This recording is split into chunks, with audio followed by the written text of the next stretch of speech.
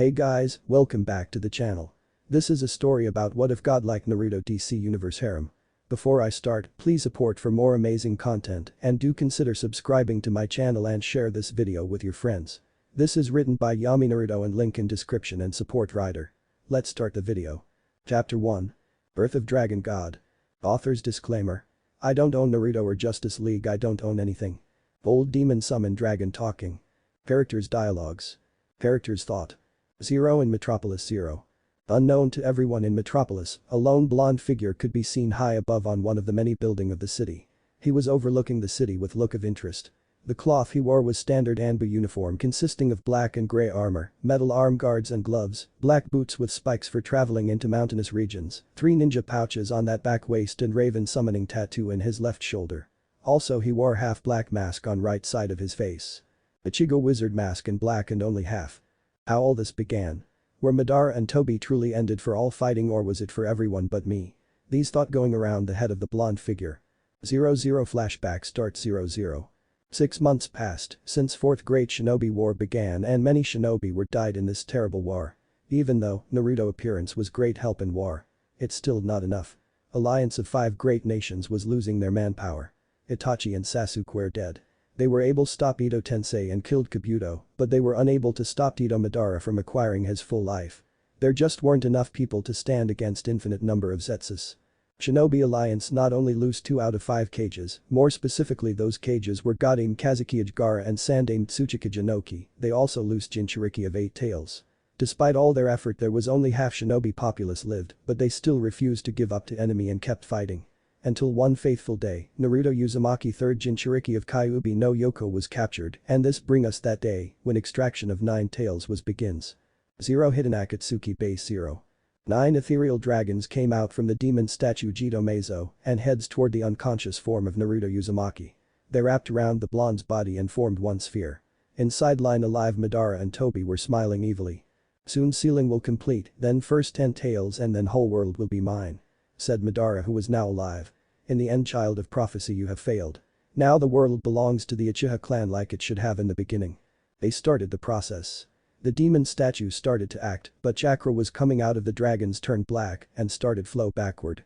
What's going on here? The founder of Konoha yelled while Toby was looking at scene in shock. Madara looked at blonde with his Rinnegan eye and noticed a smirk on his face. Then he saw. Naruto was muttering one word with his lips. Madara's eyes were widened in horror when he realized what he was trying to say. Fools. Stop that jutsu, he yelled out in fear. He's placed a powerful Fuin jutsu on himself that will reverse effects of the ceiling. He tried to say more, but vortex appeared on Naruto's stomach and chakra of the other tailed beasts starts to absorb into it. Madara's eye winded even more when he saw what was happening. No, my plan, that damned Uzumaki clan destroyed my plan again, he yelled out and tried to cancel the jutsu by using his Rinnegan, but it doesn't work. Toby, help me stop the jutsu. He yelled out, getting a nod from Toby. Toby also used his Rinnegan Sharingan eyes to cancel jutsu, but he failed and something else happened. He notices his hands were fading away.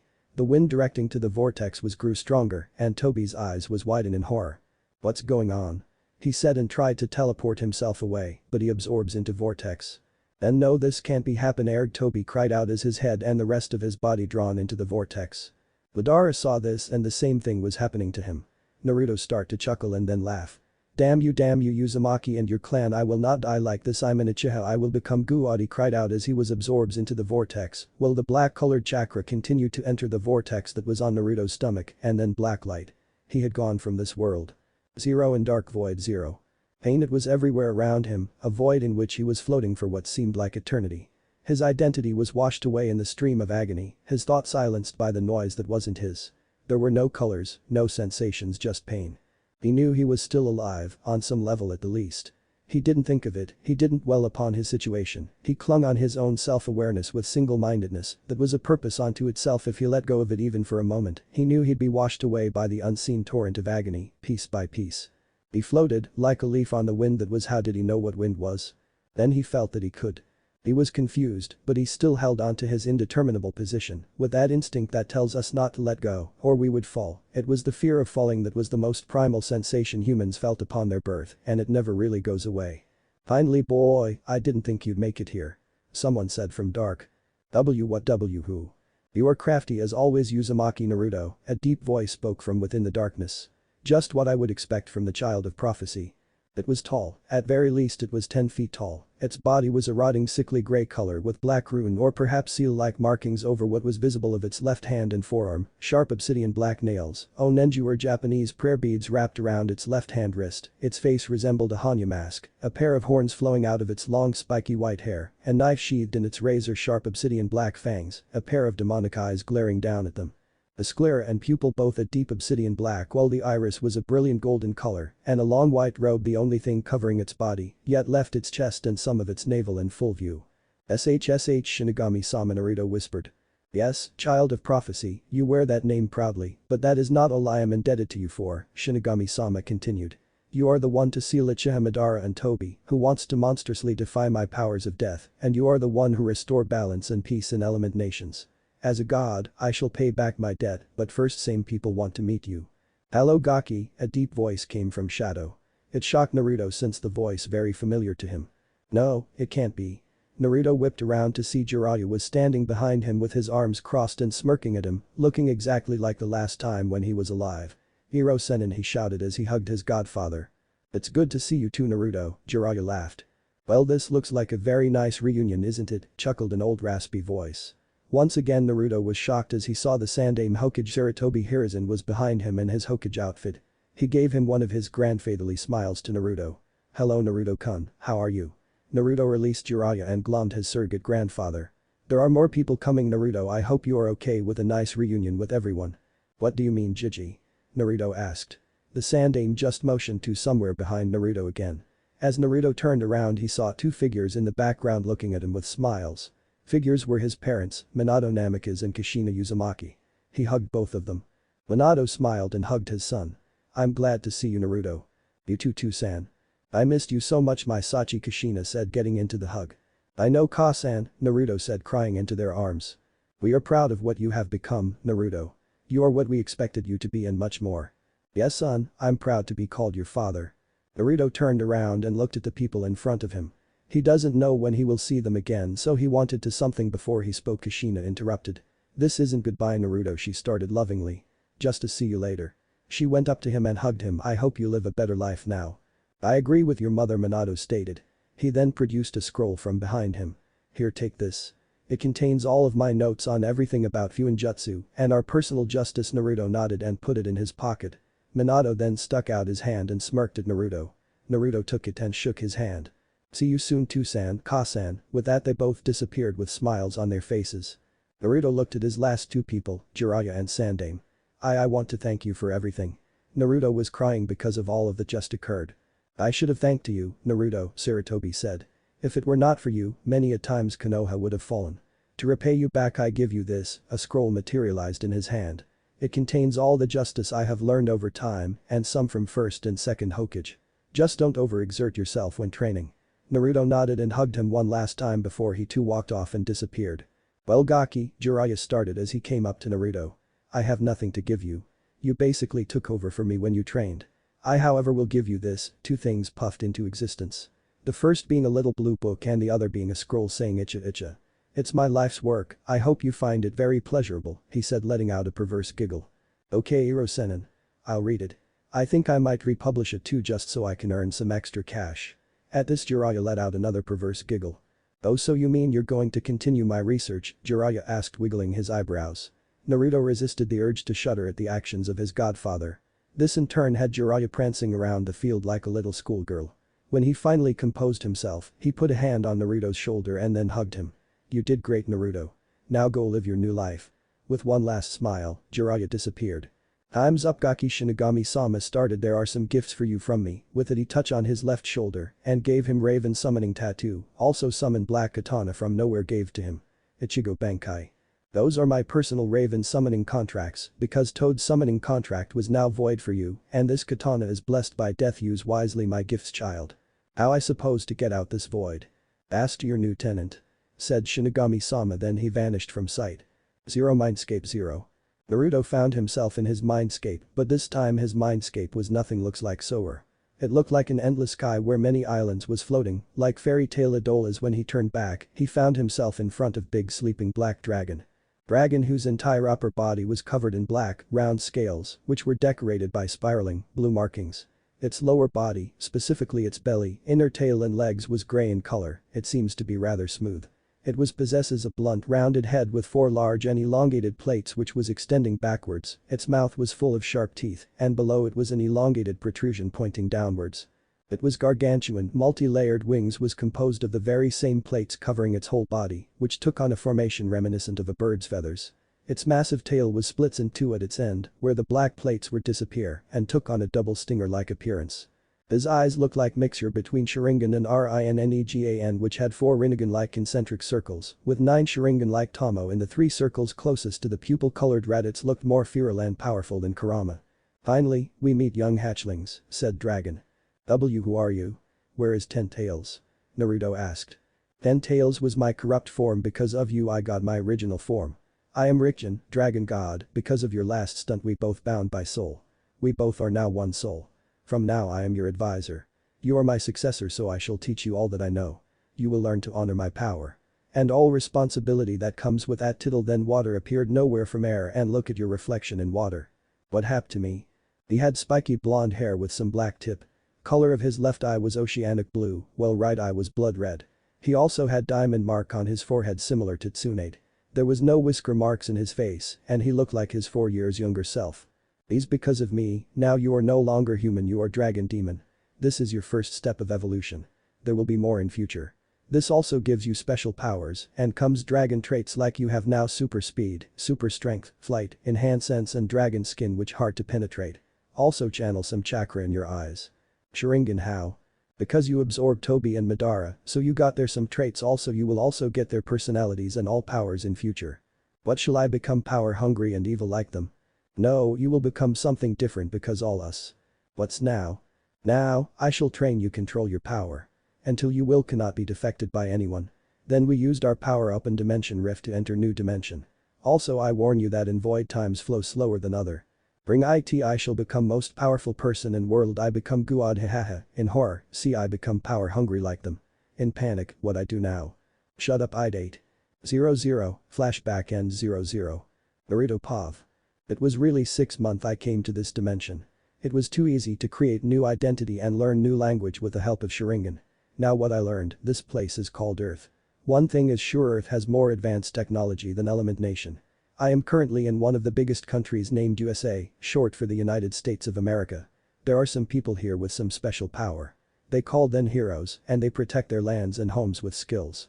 Some of them use Taijutsu and modern technology, while others use bloodline limits like Element Nation.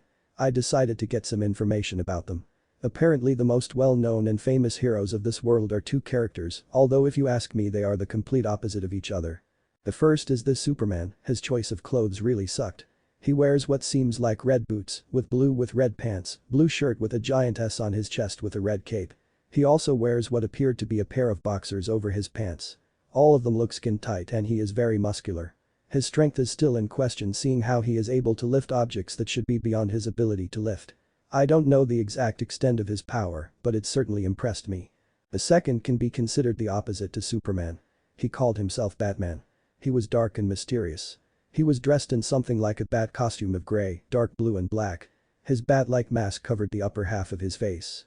His grey dark blue pants and armor remind me of Anbu's standard clothing, and his belt, which was yellow and had many pockets. His cape offers great camouflage in the dark and his appearance can intimidate a normal person. This hero was normal and used high-tech devices to compensate for his lack of special power. From what I heard, he is a good fighter and solves criminal cases that most consider impossible to solve. So he is also very smart. These 2 work in different cities, one watch over the skies of Metropolis, while the other guards from the darkness of Gotham City. Still thinking about them? Hatchling interrupted dark voice of my head. Yes, I responded with a straight thought. Curious? Perhaps you want to be like them, hero. I think about it, but I don't want to wear tight suit. These remind me of Mido guy. Yes, it's weak drop. My chain of thoughts was cut off when I heard and saw the image of a man flying above my head. Indeed, it was Superman himself. Who was flying above my head and headed towards a different section of the forest. Think we should check it out. I mean, trouble is always following this guy, also this will help me with my boredom. There's nothing else to do. Also it could be good training. I had enough training with my clones and I have nothing to do. Don't let your guard down, I have a feeling that things are get a lot more interesting for us. And if that's the case, then we can't miss the party, I smirked. If something is going to happen then I'm not going to miss it. I stayed on the sidelines for too long and I am bored and my new dragon blood wants adventure. Let's this world know power of Rickjan, dragon god. With his mind made up, his eyes flashes red and he sank himself underground. End. Cut. Chapter 2. Secret Origins Part 1. Author's disclaimer. I don't own Naruto or Justice League. I don't own anything. Old demon summon dragon talking. Characters dialogues. Characters thought. Zero in Metropolis Zero. Batman makes his trip to the outskirts of Metropolis for spying on a satellite communications facility operated by Wayne Tech. Then he saw 3 employees of the facility exchange amiable goodbyes with their co-workers, but as soon as they were alone, begin conversing in an alien language and tampering with the equipment. Batman appeared and attempts to subdue them, but each of them was fight back with amazing speed and strength.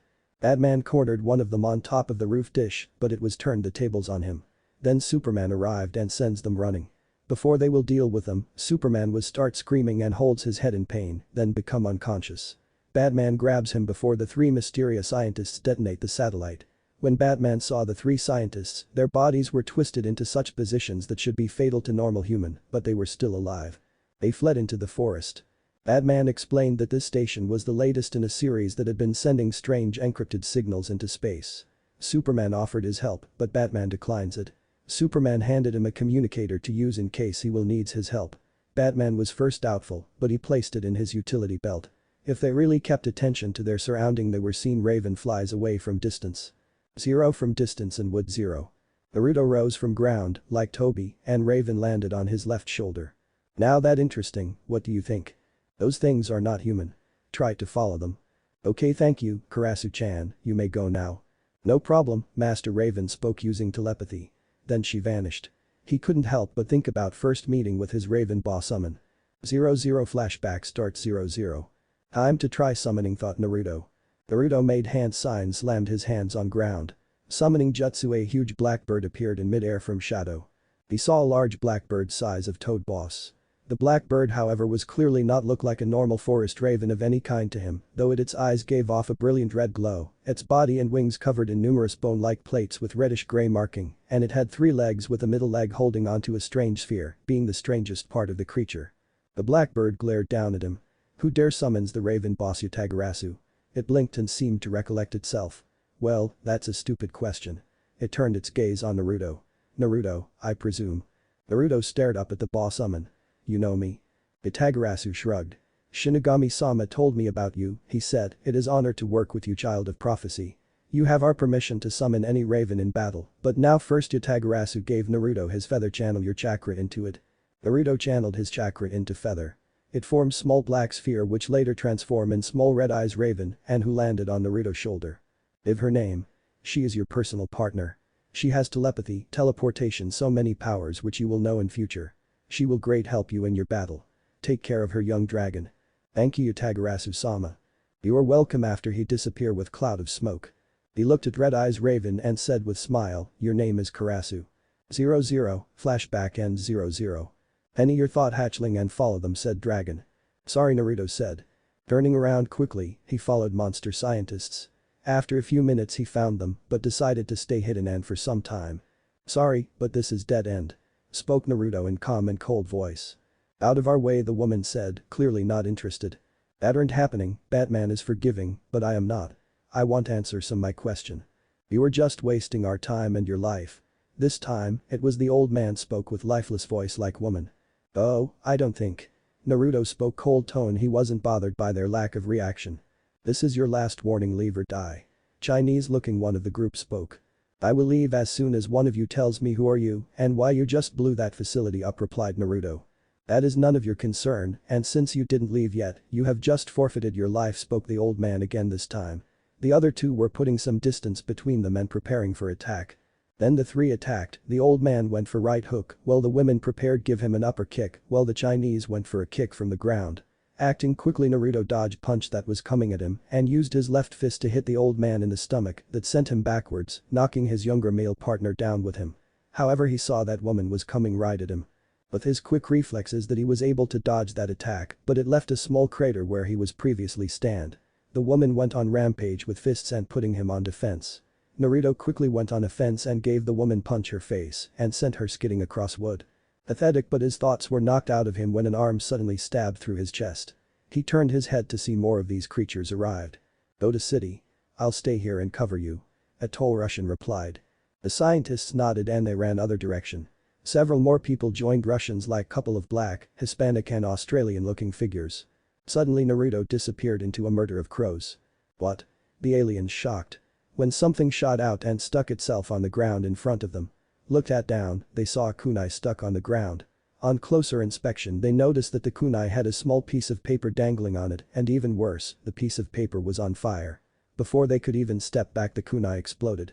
Sending the creatures toward trees and ground and some sort of white goo was formed. Looking back at his work, the young dragon proceeded to wrap him and then vanished from sight. Zero in Pocket Dimension 0. Naruto entered the pocket dimension that existed parallel next to his own. Just like Toby, he could enter it, but his dimension was slightly different. Where Toby's dimension held a set of platforms atop square vertically elongated blocks, his dimension is like his endless sky where islands are floating. There also one big Japanese-style mansion located on one of Big Island, which he was able to build with his Mokuten Jutsu. Whole mansion was powered by natural chakra. In this mansion, he had the armor of the Hashirama and Tobirama on a display stand, as well as Hirazen's adamantine staff and helmet, and his father's coat and other weapons and items he got from his travels in Ninja World and Earth, as well as displays like crystal, armor, swords, shields. He had large library which contained book on different type of martials art, literature etc, ninja and tai jutsu scroll, medical jutsu scroll etc, also some jutsu, which got from Madara and Toby's memory. This mansion was also had own personal medical room, training ground etc. This was first part of dimension which he used for personal use. This part had endless blue sky, but other part was exact opposite which contained endless darkness. This part was made for prisoner because it produced endless illusion naturally to confuse prisoner. Those two parts was separated by powerful space-time jutsu. This dimension was his and Dragon greatest creation. That felt good, didn't it? Asked Dragon, its voice filled with amusement. You mean fighting with some weird creatures, poking my nose in someone else's business, exchanging hits? Answered Naruto with a blank face. Yes, said Dragon, its tone never changing. Yes, replied the blonde with an evil smile on his face and said I enjoyed every second of it. I can see that you're not going to give up.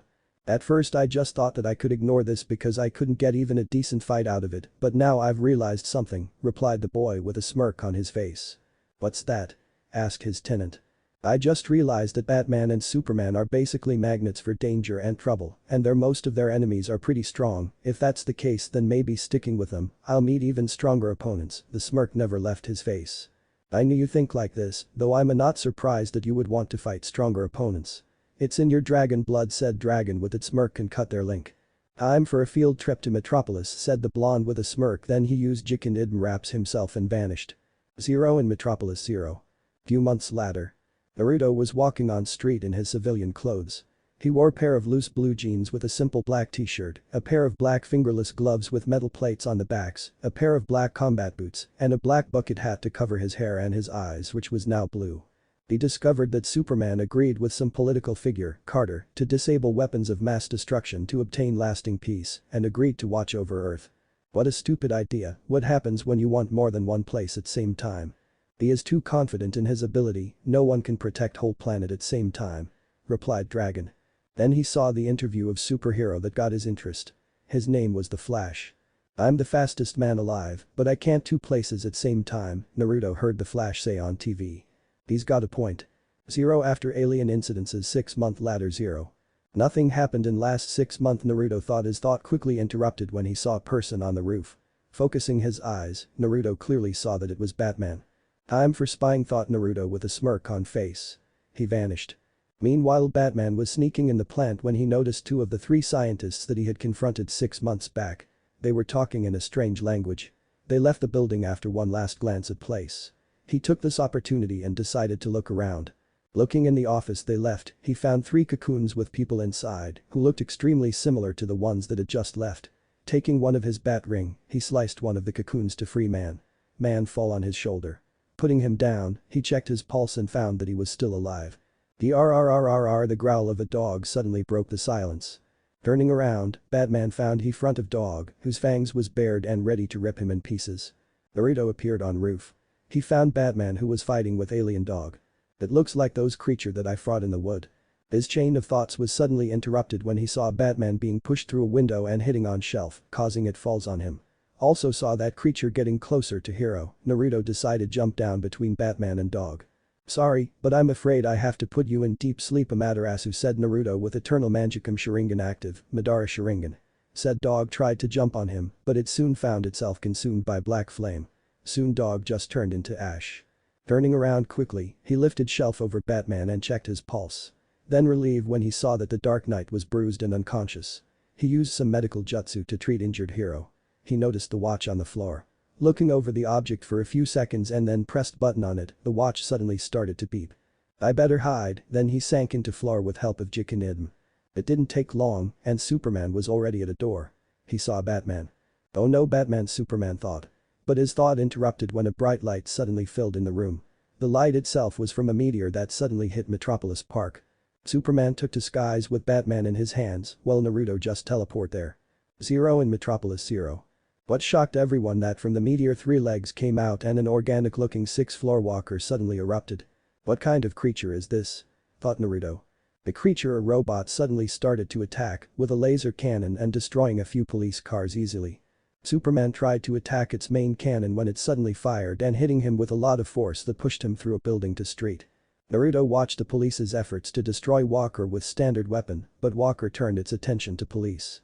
Naruto decided that was the time to intervene, jumping down between the Walker and the people. Get out of all of you. Your weapons are useless here. The police quickly agreed after seeing that it was no use, which was good decision because Walker proceeded to destroy remaining cars. Naruto was able to make him intangible to attack phase through him. At same time he saw Batman use his grappling hook to reach his jet. Missiles were fired from jet. It doesn't work, but they did manage to get its attention. Superman used this distraction to knocking down it. Before he tried anything, Walker shot him again, sending him through the wall again. The wall couldn't take much damage. It collapsed and burying Hero in the rubble. Naruto looked at damage and noticed that the wall was slowly being lifted up, followed by Superman holding his head as though in pain. After a few seconds of blanking out, he started to fly away from the battle. Where's he going? Asked Naruto. No time to think that now. He summoned his chakra chains. Black chains with sharp tip. They came out from his hand and tied down robot. Then he used his Raton chakra and super strength to destroy it. Then again other two came out of the meteor. Damn it, if I go after them. They will kill a lot of people if I spend too much time to fighting them. Also I don't know anything about them. It would be best to perform population control for now. He thought. Soon the city was filled with Naruto clones, all bringing people to safety and effectively saving a lot of lives. Zero after 2 hours 0. At last they stopped. Sighed the Naruto looking back at all the people that he had gathered away from city. Most of them were families. They were shaking and worried. Alright everyone, stay here. I have to go. He said loud enough for the others to hear. The people just nodded, being grateful to new hero. Naruto concentrate to found Superman energy and vanished with flock of crows to shocking many people. Zero somewhere in mountains, at a hidden military base. Zero. Naruto found Superman energy signature in a nearly destroyed military base. Looking at the Batjet he concluded right place and they here, but why? Naruto continued making his toward heroes where he saw over a dozen soldiers appeared with strange weapons. Best choice is hiding for now, and so he did, he sank underground. Shortly after that, Superman and Batman appeared with green-skinned person. After watching Superman's fruitless attempts with the soldiers, he watched in shock when all soldiers transformed into white aliens. I guess it's time to world know my presence. He said with a smirk as he watched all aliens approach the heroes. To be continue. Chapter 3. Secret Origins Part 2. Author's disclaimer. I don't own Naruto or Justice League. I don't own anything. Bold demon summon dragon talking. Characters dialogues. Characters thought. Last time. I guess it's time to world know my presence. He said with a smirk as he watched all aliens approach the heroes. And now. It's them, said the green man. Naruto got a good look at him. He saw that alien had very inhuman features like green skin with no body hair. His eyes were orange and he didn't have any eyebrows and his eyes were surrounded by black mascara. His face was stretched at the top of the head and his chin was long. He was dressed in a purple cape and purple underpants. 2 long ribbons covered his chest below his abs. He had a red belt with a yellow belt buckle. He didn't wear any pants, but his feet were in a pair of purple boots that matched his cape. Seriously, what is with these heroes and their style of clothing? He thought. Their fashion sense was worse than them. You wore kill me orange all your life because of me, now you have now proper fashion sense. Whatever. The aliens started to fire at the heroes, but Superman got in the way, but the impact pushed him back to a tank. In the smoke, Batman pulled person behind a van. An alien managed to get behind Batman, but the blue person simply went through Batman and managed to channel some form of energy that deflected the laser. In a quick reflex, Batman took out a battering and threw it at the alien, knocking it out, while the alien that protected Batman seemed hurt. That's just like my Jikin idm, space-time migration, thought Naruto. Interesting, it is different than your version. Your jutsu is depending upon space-time manipulation where you immune all attack, but his version depend upon another principle. You can harm him with your Raton jutsu or any electrical attack, said Dragon. How did you know this? When you are more than 1,000 years old you pick much information. Okay, guess he's on our side, time to test our new attack, thought the blonde, prompting his arm and summoned Black Sphere. While that was happening, Superman managed to pull himself up and he lifted tank above his head to deflect lasers, which were coming his way. He about threw it toward aliens when Shadow Hand was heard throughout the area, then Black Color Hand appeared from nowhere, like Nine-Tail Chakra Hand, and destroyed several aliens. Then Naruto appeared on the roof, opposite side of Batman and Superman. No time to explain, Naruto said, cutting them off when several spaceships appeared in the air. Multiple Shadow Hands, then he summoned multiple Black Color Hands to destroy ships. At this time Batman was maneuvering through the peaks of the mountains and managed to take some alien ship down, while Superman threw one of the ships toward mountain. Finally one of the ships able to hit Batjet and it was going crash. Oh shit.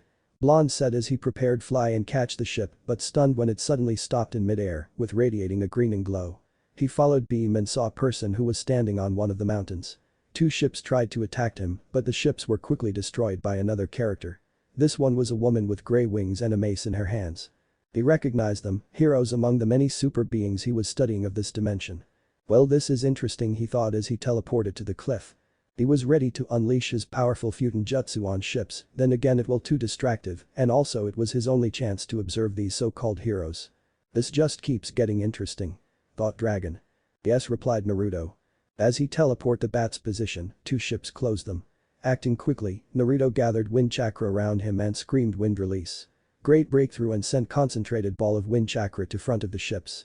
Then blow all ships toward the mountains. Thanks, said the hero, impressed, yet managing to hide it. From the cliff, Naruto and Batman watched the rest of the heroes take out the remaining ships. He saw Hawkgirl falling and nearly hit by one of the ships when another woman with long black hair appeared and deflect lasers, but neglected to fly out of the way of the falling ship's trajectory. Luckily the green glowing person managed to create a dome around the young women that protected them from the blast. Who's those rookies? Asked the glowing green person. He was dark-collared person with short black hair shaved on the sides with a strong muscular built glowing green eyes. His clothing looked like a full bodysuit of green, black and white. The top of his suit was green emerald color in a V form, going from the back to front, covering his neck, shoulders, and upper half of his upper body in green, while the rest was black, with the exception of his boots and gauntlets that he wore was green. Also his chest have green lantern-like patch and a white circle. His weapon of choice was apparently a green ring that helped him channel a green energy field in any shape he desires. I'm not sure, responded Superman. Hey Bats, I think you drooped this. Whoa, where have you been all my life? Asked the dazed Flash, seeing the black-haired beauty for the first time. Naruto recognized him as being the hero he saw him on TV a few weeks back. He was dressed in a red full bodysuit that reminded him of Lee and Guy, except that he had a hood that covered top of his head with white see-through material for eyes and two lightning-like ornaments on the sides where his ears should be. The suit was apparently very flexible. It was blood red with a diagram of a lightning going through a white circle with a yellow outline and lightning pattern on his arms just below the elbow. He wore what seemed to be a lightning-styled belt around his lower abdomen and golden-like. Emisira, answered the woman, completely oblivious to Flash's attempts. Huh? Answered Flash. The home of the Amazons, I always thought that was legend. His answer came from the second woman. She wore a bird-like mask. Reddish-brown hair that reached the middle of her back, light red lips, black eyes, two brown-grayish wings. She was dressed in a yellow top that seemed to hold on her impressive C-cup breasts to the waist. She wore a pair of black tight pants that covered her lower half and a pair of super short pants that covered her slender ass and lower midsection. Her feet were fit in a pair of red boots. In her hand she held the same mace with leather strap. I assure you it is real as the ground we stand on. I am Diana, Princess of the Amazons. She presented herself with a smile and pride in her voice. All female superheroes are this hot. And that's the case from today. I am hero. Also I really want to go that place if all Amazon are that sexy. Naruto thought. All men forbid in that place. Said Dragon.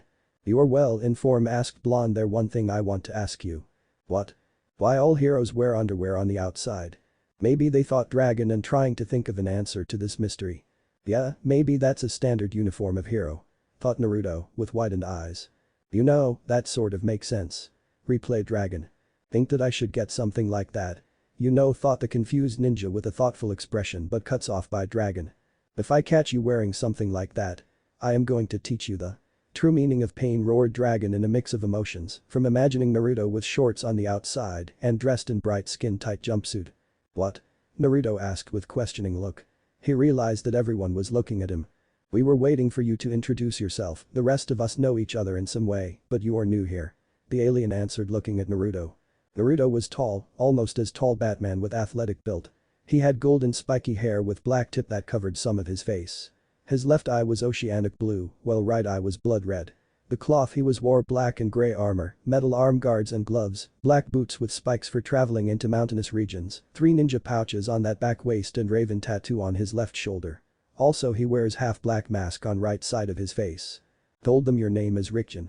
Called me Rikjin, or in short Ryu. Naruto answer with extended hand with a slight smirk on his face.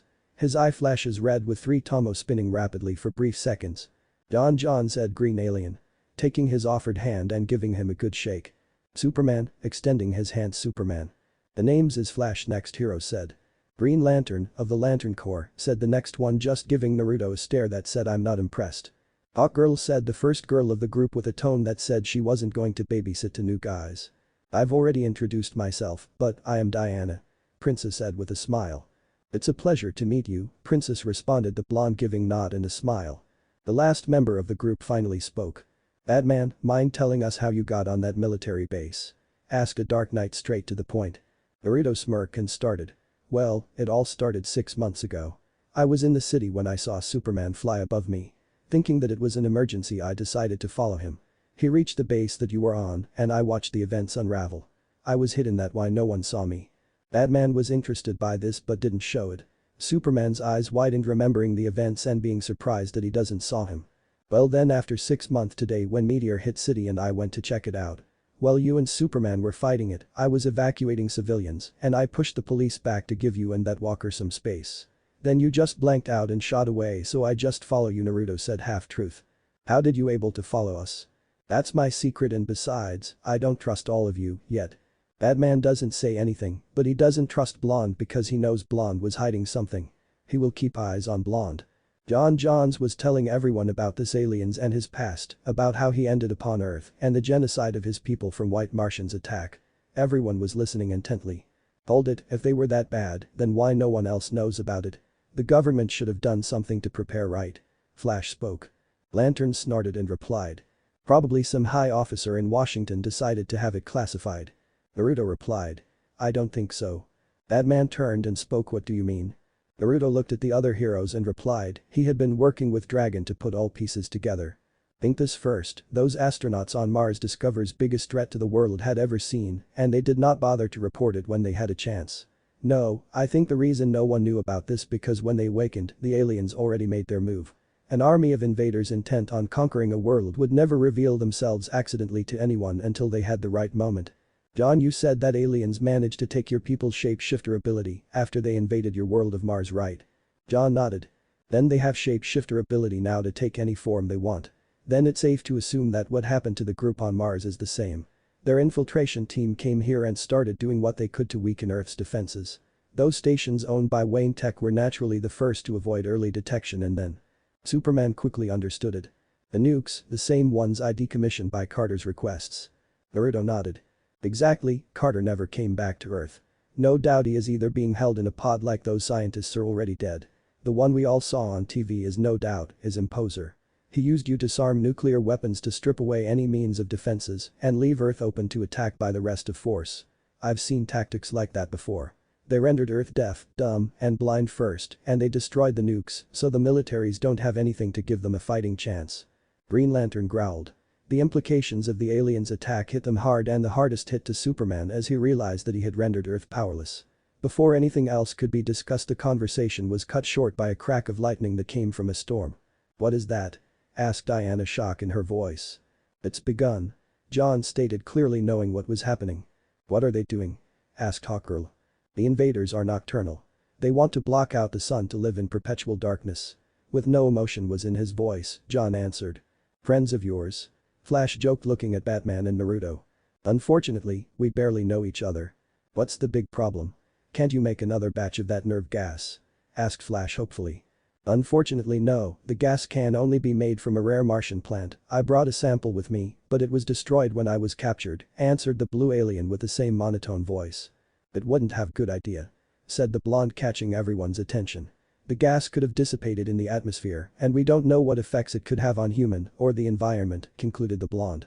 Then we'll have to take out those factories. Said Diana in conclusive tone and broke silence. Lady, this is no job for rookies, responded Green Lantern, eyeing Naruto and Diana. We Amazons are warriors born. Want to test me? The princess replied, who was now in a staring match with Green Lantern. Everyone was looking at Naruto expecting outburst, but they does not expect him to reading orange book. He lifted his head from the orange book as he eyed heroes who were currently eyeing at him. Did you say something? Naruto asked. Green Lantern, whose eyes were now twitching with annoyance. You really wanted to pull Kakashi, right? Asked Dragon in amusement. Yes, replied Blonde with slight smirk. Right, so let's not fight among ourselves. Said the Superman, breaking the silence and placing his hand on GL's shoulder. John, we'll need all the help we can get. Sorry your highness, responded GL, voicing his displeasure, hissing the last part out. Tactically we'll have multiple objectives, so we'll have to split up in teams. I get dibs on the Amazon. Flash said with a smile and a hand over Diana's shoulders, making her face wide with shock and annoyance. But you better made team base on our skills, said Blonde in cold tone. All looked at Blonde, whose Sharingan was now active, and lanterns sometimes experience warriors also die in battle. This time Vice come from his right ears, with hands of rookies because their arrogance. They could saw second Naruto stand beside Lantern, whose kunai was on Lantern neck, then he was disappeared with flock of crows to shocking everyone. Scary though. Flash. 0 near Tokyo, Japan. 0. Well, there is one of those machines. According John, there are only way destroyed that machine from within inside, so we have to find a way to go inside. Naruto said, well, watches target, there are no openings. Diana sighed. Then I will make one. The princess of the Amazons was ready to fly, but Naruto stopped her. I have better plan, hold on, he added quickly after holding her shoulder. What are you? Naruto did not give her time to finish her question because he wrapped both of them doing. When she finishes the question, she was blinked because they were no longer in hiding spot. How did you do that? Diana questioned, noting that they were inside that strange machine. Teleportation, concisely explained. You could do that. Why not bring us that way before? Amazon asked, somewhat puzzled and somewhat upset. After all, we're hours away from Metropolis to Tokyo, Japan. The only way I can teleport myself when I know exact location spot. Naruto said. She nodded. Because I want to keep this technique secret now, because if alien have Martian shape-shifting ability. There is also assuming that they also have their mind-reading ability. I can shield my mind, but I don't know about other. That why held my most of ability in battle. By the way, thank you. Diana said. Why? Naruto questioned. It was thanks to you that we come to this factory without the other. The Lantern and Batman idea was to come with us because we are new, she added with some discomfort the last word. Actually, it bothers me that I regard as a warrior. I have little experience. I have trained hard with the other Amazons and say I am inexperienced because I have never seen it in action. It irritates me. It was calmer. No problem, Haim. He spoke relaxed tone. I have the same problem. The last 1 year locked in complete anonymity, and it is natural that I not well-known person. Only now I was forced to reveal because you can't save world alone. She nodded, but soon noticed something. Haim? Questioned, doubtful. It means princess in my native language. Here Japanese call it. Naruto said. They could not really enjoy the moment because as soon as they advanced, enemy fire took place. Diana jumped in front, blocking the attack with her bracelets. Seeing that they had advantage, the three aliens fled, one of them dodging awkwardly away a ray of light that had leaked during the previous attack of Diana. They're unlike cowards, what are you waiting for? Go. Diana said in full flame of battle. Truly you have an attitude. He said softly after her, but not before watching the sky partially cleared. The smoke machine had not completed its work and he was discovered some important detail to mention to others. 0 somewhere in Malaysia. 0. Meanwhile, Flash and Green Lantern were encountering heavy resistance in a jungle, mainly because Flash acted harshly and was stuck in a sticky residue from a factory. Now they were under attack by the walkers. After successfully freeing Flash and giving him a lecture, John found himself attacked by the walkers, who fired a gas bomb at him that managed to get through his defense. The gas itself was affecting his breathing and knocked him out. Flash thought quickly and dissipated gas. He took John over his shoulder and ran away. Zero in Metropolis 0. Superman and Hawkgirl successfully managed to disable the walkers and entered the factory. Encountering resistance, the winged heroine brashly attacked them, making short work for aliens. They ascent to the core factory, all was going as planned until they were trapped in a gas chamber with a powerful knockout gas jetting from the walls that successfully managed to render them unconscious. 0, Egypt 0. John suddenly appeared from the ground and reported. I have scouted the outer wall, there is no way in. Then we'll make our own, said Batman. How? He used Batjet remote to target one of the walker's leg by missile, making it lose its balance and fall on the wall of the facility, breaking it and making an entrance. There is our opening. Not bad. John said as they proceeded to go in. They immediately encountered resistance, but they soon retreated without a fight. They found themselves in factory. John's eyes glowed yellow for a couple of seconds. Superman and Hawkgirl are down. They have failed, he said, his eyes returning to their orange color. What? Are you certain? Asked Batman. His response was a silent nod. Are they still alive? They are alive, but they have been captured. 0 Tokyo, Japan 0. Continued advance through the various doors until they finally met another squadron of aliens. Diana again stepped forward as for defense, but this time, Naruto decided not to act passive. He started running toward them and used Shadow Hand to destroy aliens. It was a short-lived victory. Because immediately the same place where they had come another squadron appeared. Too many, Diana complained. Naruto was come beside her, every time they opened a door always revealing more aliens who were shooting at them. Finally she found a high place. Over there. He does quick teleportation and performs strange hand signs. Kaiten. And Karyu then breathed fire and spraying on his many opponents. How did you do that? Diana asked in amazement. It is one of my powers. Naruto said. They continue flying toward the doors. Naruto and Diana flew toward central area. That must be the glass, John talking. Diana pointed to the object that was floating in kind of orange cover, and of course, the whole area was full of enemies, each focused on their own work. By destroying it, stop the machine. Well, I will do more than just stop it. Naruto smiled. He used illusion on all enemies to scatter them. Then he pasted some papers, both inside and outside of object. What are those things? Asked Diana. Stamps or tag and all I say explode explosive tag. Naruto performed a hand gesture which caused all those papers began to shine. In 10 seconds. Hold on. He added quickly, hold her shoulder and teleported them outside of machine. The sound of several explosions was caught both of their attention. The strange alien machine was detonated by internal explosions. Amazon itself did not expect such destruction. Wow, what did you put there? Diana questioned again. Where I come from we called them explosive tag. It comes from a technique called Fuinjutsu, explained again. Now, I think we have enough. That whole machine was now destroyed. We must be returned to the meeting, John is calling. They flew toward Metropolis 0 and Metropolis 0. Metropolis City was made a sudden invasion chaos. The thefts were in plain sight and without fear, Naruto and Diana were witnesses. Maybe my mother was right about men are just wild. Diana commented disapprovingly, noting that view. Do not judge too lightly, they act out of fear. Said the blue-skinned alien who was rose from ground. Green Lantern and Flash finally appeared from it, turning towards their way. Wait, where are Batman, Superman and Hawkgirl? Diana questioned. Hawkgirl and Superman are hostage right there. The Martian pointed to the factory smoke in Metropolis. Unfortunately, Batman the Martian looked down. There was no easy way to say this. Is dead. He fights like a hero. Naruto is look confused and Diana was really sad. Death of hero. The bat died. Questioned in a tone of horror, Flash. This is wrong, very wrong. And it will get worse. The Imperium is on the way. John warned. What is the Imperium? Flash questioned. It is the higher intelligence that controls all invaders, and we know it. He added mysteriously. We must hurry and save both of them.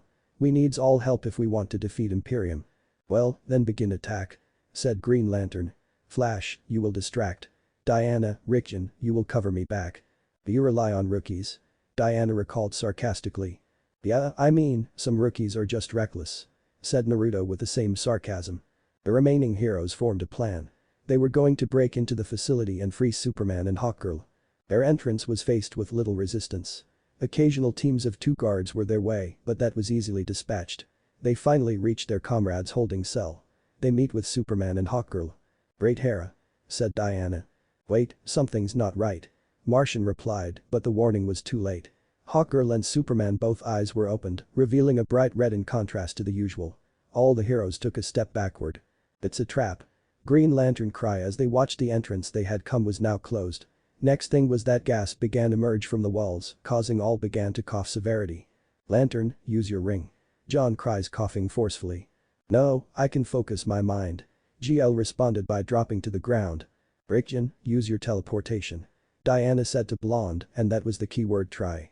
The last thing he saw that Superman and Hawkgirl change back to their true form white aliens. Chapter 4. Secret Origins End. Author's disclaimer. I don't own Naruto or Justice League, I don't own anything. Old demon summon dragon talking. Characters dialogues. Characters thought. Last time. Lantern, use your ring. John cries coughing forcefully. No, I can focus my mind. GL responded by dropping to the ground. Rickjan, use your teleportation. Diana said to Blonde, and that was the keyword try. The last thing he saw that Superman and Hawkgirl change back to their true form white aliens. Now. Rickjan, the blonde opened his eyes noting his position. Rickjan, are you alright? Diana was standing beside him. In fact, people were prisoners together in a strange prison of a viscous material. None of them could be released. I feel like Gamabunta had used my body as a springboard. Blonde complained of his aching muscles. Are you okay? Finally asked with concern, but soon noticed that some were already awake. Superman, John, Lantern. You should not have comes here. The Man of Steel complained. You will do the same thing for me, John said. Ugh, my head hurts. Flash complained. Surprisingly, front of them, on a raised platform, was one of those aliens. The strongest heroes of the Earth, it spoke with a sense of superiority. It changed shape to another quite familiar to all the heroes, or at least most. Welcome. Senator Carter. Claimed Superman. Unfortunately, the real Carter was never returned from the Mars. He talked about how satisfied as spy. We know, you use me to weaken defenses of the Earth. Claimed Kryptonian again. You were so eager to cooperate. Thanks to you, humans are completely defenseless against us. Satisfied smile from his face said that they already won the war against the heroes. This is not over. Cried Superman. You turn to be wrong, Superman. It is over. Carter countered, while the roof of the factory opened for ship. This ship was different than usually used by other aliens, in fact was much larger than usual. The group, including the false Senator Carter, turned to the landing craft. Breed all the Imperium. Said fake Carter with pride in his voice before bowing alongside all other aliens. Soon the bottom of the vessel opened, then air came with a strong white smoke. It was revealed look of the leader of this alien race, called Imperium. Everyone was surprised. It was almost like a purple bacterium and several tentacles coming out of various parts. Johns, it has been a long time. Imperium said and approached to floating. With just a gesture of its tentacles, the material of the Martian prison extended and leaves Martian to front of him. Nevertheless, the Martian does not move his any muscle in his place or show him fear. Recognizing his insolence front of leader, guards of the leader got closer to the Martian and attacked him with their pole's power, causing the target screams and then fell to his knees in pain. All allies were mere observers, powerless to make a move to rescue him. Much better. Said leader of satisfaction. We've challenged for centuries. And I never bow down to you or any of your races. Martin confessed, this time turning to the feet. And I do, that should I have done long time ago. Proclaimed the leader moved its tentacles in the anticipation and expectation. The end of last Martian purple tentacles quickly attacked John and entered in his skin. It was painful, incredibly painful, and skillfully entered more and more approaching from his head to front of his right eye. John screams louder. The League could only see how twisted Martian within interior as the screams and flashes of dying sprouted. He tried to escape even in extreme pain, but it was useless, in fact the alien kept him captive. Let go, coward. Cried Superman. Surrender to us, Johns. The leader said with conviction. Never, Martian replied, standing firm against the constant torture. Why do you resist? Accept this truth, continued his monologue of superiority. After all these years you are finally lost. You think, he added, growling. You were hiding something, a secret deep in the recesses of your mind. He confirms with certainty the nature of the secret feeling, but not truth itself. Is this another of your tricks, Martians? He angrily threatened to Martian. What if I am afraid? Joan replied with certainty. What are you hiding? Ah! Cried Martian in pain. Now, Martian said. The rest of the heroes looked at the sound of the explosion and saw Naruto and Batman on the protective layer. Impossible. Green Lantern said. It can't be Batman. The princess's voice was full of wonder and slight shock. Rickjan, but how? Questioned Diana as she and the others turned to look at the Rickjan who imprisoned alongside of them. I put a telepathic field to avoid him detected. John confessed. Batman plunged his hand in Crystal and pushed a device in it. Instantly the red layers that surrounded Crystal and walls turned into blue. What have you done? Fake Senator Carter demanded. Reverse the ion charge, responded the Dark Knight. The crystal. Destroy it. The Imperium ordered urgently. Batman and Naruto jumped from the crystal to free their comrades. The aliens shoot Crystal but it did nothing. It shielded. The facility started to pulse and blue light to the clouds, and the dark clouds started to dissipate, letting sunlight shine of the facility. Naruto used Mokuton and instantly tree roots are grow from ground and trap most of aliens from escaping, and Cry of Rasengan he hit it to Imperium to set John free from his grip. All aliens were start to burn from the scorching light, some even began to melt and evaporate instantly. The Imperium himself was start to burn. You live underground and shun the light. Why? Does it burn your pale putrid skin? Begin with the light you vile nightmare. Screamed John. The creature continued to scream in agony, burning and melting in the scorching ultraviolet rays of the sun. Naruto and Batman went for the others' heroes, who were looking to Naruto in puzzle. Clone, explained Naruto. They turned just in time to see as the imprisoned clone posing as the real Richen dissipated into flock of crow. Glad I was able to make new version of Shadow Clone who withstand more hit and damage.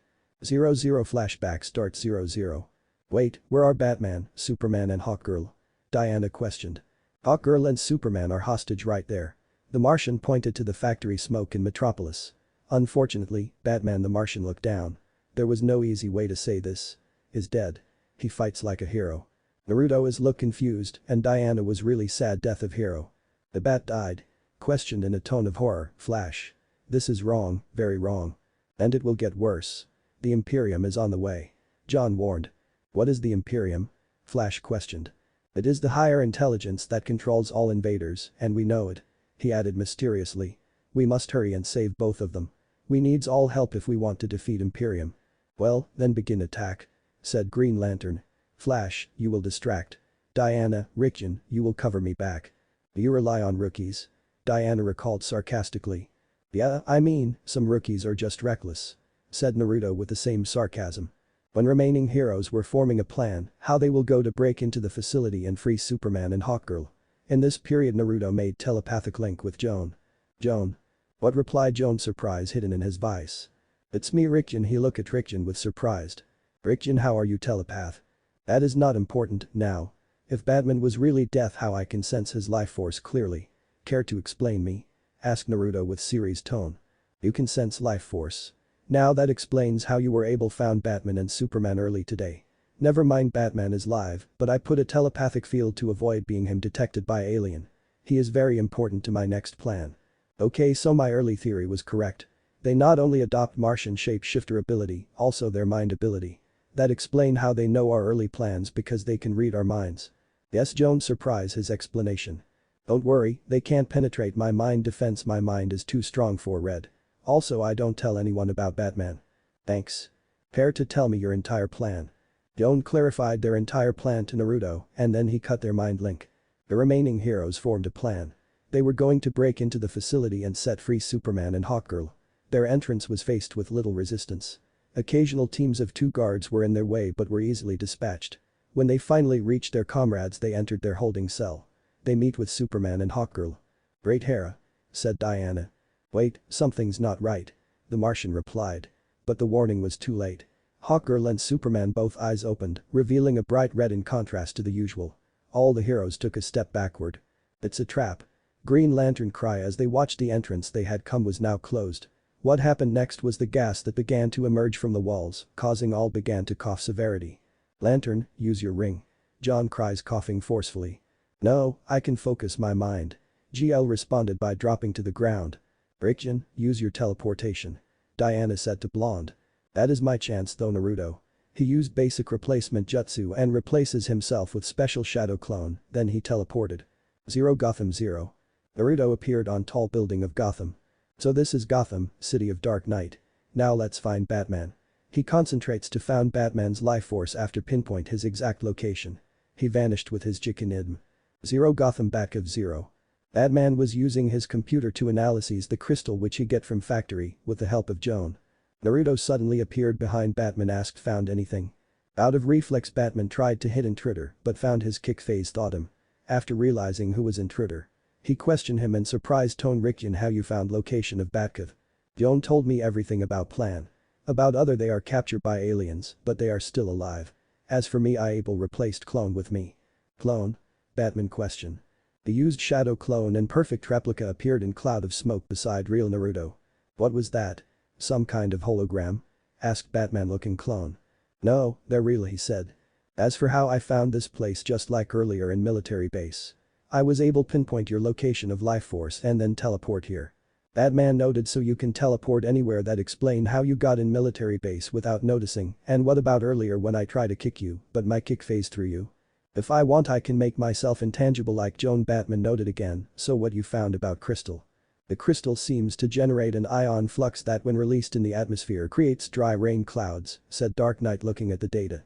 Why would they do that? I'm not sure. John said that they're nocturnal and they intend to cover the sun.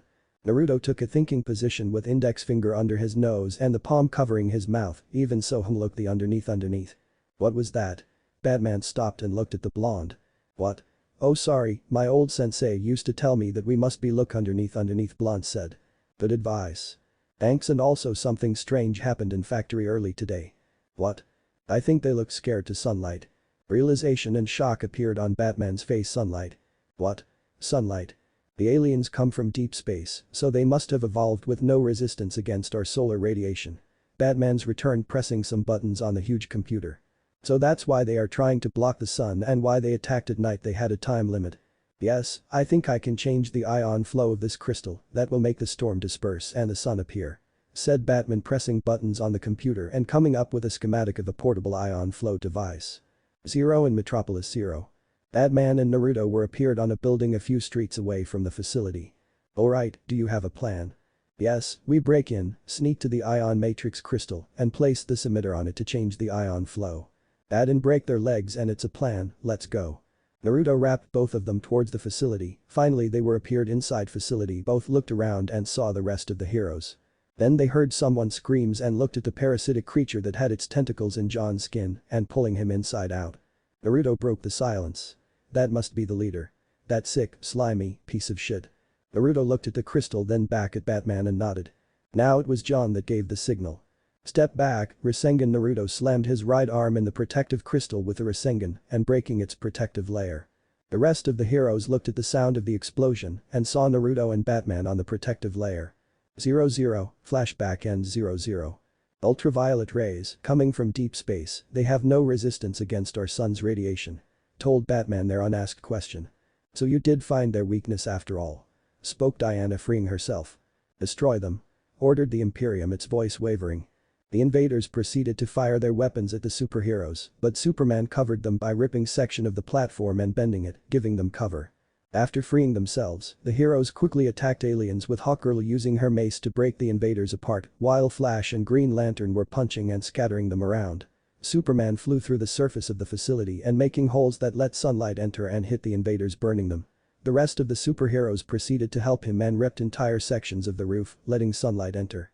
Naruto used Amaterasu on earlier tree roots to burn or trapped aliens and giving John some cover, so he got his rightful revenge on the alien parasite. The Imperium managed to free itself from the Martian grip and get in its shuttle. The entrance closed and started to fly, but Diana used her lasso to grip its tail. The shuttle fired a beam from the tail, and the princess was forced to deflect it, thus releasing her grip. The shuttle started to fly away, but Hawkgirl flew above it and charged her mace before smashing its nose, disabling it. She continued to strike it. Naruto joined her, giving the final hit with his multiple shadow hand. The shuttle fell and hit the factory, exploding and almost falling on Batman if Flash not rescued him. The facility started to fall apart. It's time to leave the party, Naruto said, putting his hands together in a cross sign for Cage Bunshin. 20 clones appeared and started releasing captured civilians and carried them with Superman and Flash in a group. Green Lantern appeared and used his ring to make a protective dome around them and started to ascend out of the doomed factory with the rest of the superheroes, Superman holding Flash, Naruto carrying Batman. Hawkgirl and Diana following close behind, getting out just as the facility exploded. The nearby mothership started to ascend, but Naruto quickly got ready with his keens bent. Like I'd let you leave for what you did, said Naruto, then he teleported himself behind flying ship and sustained himself in air. He prepared for his next attack. Rickyan, no. A black chakra burst before his lips, inviting a torrent of chakra inside his body. Naruto inhaled and his stomach swelled, then his chest, then his cheeks, as all the while the chakra worked its way upward through his body, building into a blinding surge. He thrust his face forward, his lips parted in a defiant scream that rippled forth from his lips, bursting as it was granted release. HMKM. Within a gash of blinding blacklight, his breath tore forward and slammed into Mothership before it suddenly imploded in a massive explosion. Flash let out a whistle of appreciation at the sight. That guy sure does know how make some fireworks. As picturesque as this is moment, but there's still more works have to done. Reminded John.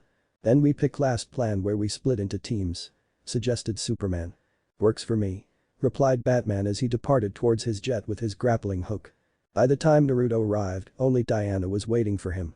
We're going to be teams again and we are going to Asia, said Diana. Naruto scratched the back of his head. Can we stop and get something to eat first? With that in mind, he sat on the concrete of the building, pulled a small scroll and stretch on the floor, applied some chakra on it, making it appear 2 servings of instant ramen with a water bottle and a small metal container. Do you think it wise to eat in such a situation? Diana questioned about the situation they faced. All battle makes me hungry. So do you want some? Do not worry, Blonde quickly took out a small rectangular paper with writing on it. Putting it on metal container, he some pour water inside. The seal inscribed on paper began to glow, causing the vessel began to heat up. All mobile kitchen equipment, I never go without it. All tag allows you to make this thing, puzzled wonder Diana asked. Seals are useful in many situations, Naruto asked, so, do you want? It looks interesting. Alright, Diana smiled. Diana received a small plastic container and then stopped to eat, noticing that she had a pair of chopsticks her hand. Naruto seemed to notice her embarrassment. You should eat this way. Said Blonde by his own example by eating the noodles. It was a tradition where I come from, but if you want I have a fork. No, that's fine. Assured Diana, seeking to do not offend his new colleague. She took pair of chopsticks with her fingers. The blonde was showing her how to take them. It turned out to be difficult, but she was able to grasp the basic idea almost immediately and then took the noodles to her mouth. Said aloud, not recognizing the taste of something like this before. She smiled, swallowing noodles completely. This is pretty good, something spicy, but tastes great. I knew you'd like, no one can hate ramen. It is the food of the gods. Naruto said, also I know some shortcut for our trip to Asia. Then he wraps both of them and they vanished from sight. 1 month later. The remaining invaders were either destroyed or choose to retreat from the planet. But the world was in confusion about what to do if another attack like this ever occurred. News. It was Batman that came with the answer. Watchtower 0. Superman was looking out the window at the Earth with Batman, who appeared behind him. Incredible. Do your stockholders know about this, Bruce? He asked the masked hero. The line item is hidden in the aerospace R&D budget. This watchtower will act as an early warning system for detecting other threats of invasion from space. Naruto rose from ground and appeared next to Superman, spooking him a little. Interesting place. Flash and Diana appeared with 2 glasses in their hands. Flash spoke, this place does have a fully stocked kitchen. Ice matcha. He offered Superman. No thanks, politely declined the Man of Steel. Diana taking a sip of the drink in her hand. They don't have these of Themyscira. Stick around, princess. I'll show you the ropes. Offered Flash with a smile. Perhaps I will. Naruto said in joking manner. An impressive installation, Green Lantern said, that descended from above with Hawkgirl. Most impressive, but what's it got to do with all of us? Superman turned from their gazes and looked again at the Earth, responding while walking towards the glass. I once thought I could protect the world by myself, but I was wrong. Working together we saved the planet, and I believe that if we stay together as a team, we could become a force that fights for the ideals of peace and justice. What, like a bunch of super friends? Asked the Flash, getting the idea. More like a Justice League, he said with a smile. Do you have any idea how corny that sounds? Said Flash again, but maybe the big man's got a point, with all of us behind it, it might just work. Count me in. He reassured, putting his hand on Superman's hand. Me too, said Green Lantern, approaching them and putting his hand over Flash's. Hawkgirl followed their example and me placing her hand on his. Diana looked a little uncertain. My mother may not approve, but I find man's world to be intriguing. I'll gladly join. She said with confidence, placing her hand on Hawkgirl's hand. Naruto just looked at them with a smirk and knew it was his turn. I agree with Flash about it sounding lame, and you guys are like a magnet for trouble. But I always like adventures. I was never a guy who turns down a challenge. I'm alright with it. I am in, he said, which brought a smirk, then placed his hand on Diana's hand. Everyone looked at Batman, but Superman voiced their thoughts. What about you, Batman? The Dark Knight put his head down slightly and answered, I'm not really a people person. But when you need help, and you will, call me. It just means that he is just in his own dark accent. Blonde replay with a smirk. Understood, answered the man of steel. Naruto's stomach was demanding something to eat. Is there ramen in the watchtower? Asked pleadingly. Many of the heroes raised their eyebrows at the strange request of Blonde. Diana was the only one who could answer, smiling. No, when I presented the cappuccino. Flash tried searching, but no. Ah, well, lucky that I have months of ramen saved at home, said Blonde and vanished from sight. You know he really have cool powers, comments Flash. Does anyone want? Asked Naruto, who reappear behind Flash from floor and which frightens Flash. Don't do that, screamed Flash. Do what? Naruto asked innocently. Diana again stepped forward to accept. I would try that again. Well, they are unique flavors. I have 10 flavors that not even I tried. Blonde said, following the Amazons to the kitchen. The rest watched incredulous interaction between Diana and Naruto. They certainly do not expect Amazons and understood Blonde so quickly. Lantern was the first to react. Great, we have another eccentric as Flash. Claimed many heads as a sign of agreement. Except for one protest from Hero who dressed in red. Hey. Flash looked around. Wait, John is not here. Superman just flew to it. They found John sitting in front of the console staring at Mars. John, are you alright? Asked Superman. My family and loved ones are long gone. I am the last of my kind. He said with an aching heart. Superman placed a hand on his shoulder. I know the feeling. Mars is dead and I am alone in the universe. Superman decided to said something. John, we can never replace the family you lost, but we'd be honored if you learn to call Earth your home. Two of them smiled and climbed down to their future teammates that all gathered around them and started to chat. Cut. 0, Metropolis 0. Naruto was walking on the streets of Metropolis in his normal civilian clothes, dressed in a pair of black baggy jeans, with a slender long-sleeved black shirt and a short-sleeved black jacket, with a purple bucket hat on his head and a pair of sneakers on his feet. He was walking on the street doing a little exploring and patrolling. It was 1 year for Ichi's series. When Naruto entered this dimension, he published first series of Ichi Paradise. In 1 year he was published total 3 books of this series. Nowadays Ichi was bestseller books in adult literature. He translated those books in many languages. Those books gave him much money. To that point he was rarely need his family money, which was now safe and secured in his personal dimension. One thing proves from those books, we always found perverts in any dimension, thought Naruto. You're one talk about pervert. You are the biggest pervert I know. I know about your prevented dreams about certain heroine. Dragon said in testing tone. Shut up, lizard, Naruto yelled in his mind with small visible blush on his face. Sometimes latter. It has been 2 weeks, nothing happened, Naruto said. Don't worry, hatchling, you are trouble magnet. There's nothing normal in your life. Said Dragon. Thanks, Naruto replied in flat tone. Watchtower to Rickjin, do you copy? Over. He heard on the communicator. Watchtower, this is Rickjin, what's the situation, John? The blonde asked. The sensors have detected 4 objects traveling at high speed to somewhere in the city. Replied Joan. I told you, said Dragon. Whatever. Naruto applied quick illusion on surrounding and teleport himself to highest building in city. He activated his seal and changed in his armor. When he did, he looked around and saw 3 lights heading somewhere in the city. Rickjin, copy to John, I can see them. He saw that the other members had arrived in the Javelin, which consisted of Joan, Flash, and Hawkgirl. The targets were red-clad giant-like figures with silverfish metal face and red eyes. Their hands were metallic shiny blue and silver outline around their necks that made it look like it was holding their heads to their bodies. They carried metallic staff-like cylinders that had a hole in the center. I know what I'm going to steal today, Naruto said, looking at weapon. He was looking between his teammates and the giants. Also, thanks to his advanced hearing, he was able to hear what they were saying. What do you want here? Asked John, intent for gathering information. John Stewart, the Green Lantern. Middle giant responded, who clearly not impressed. What for? Asked Flash carefully.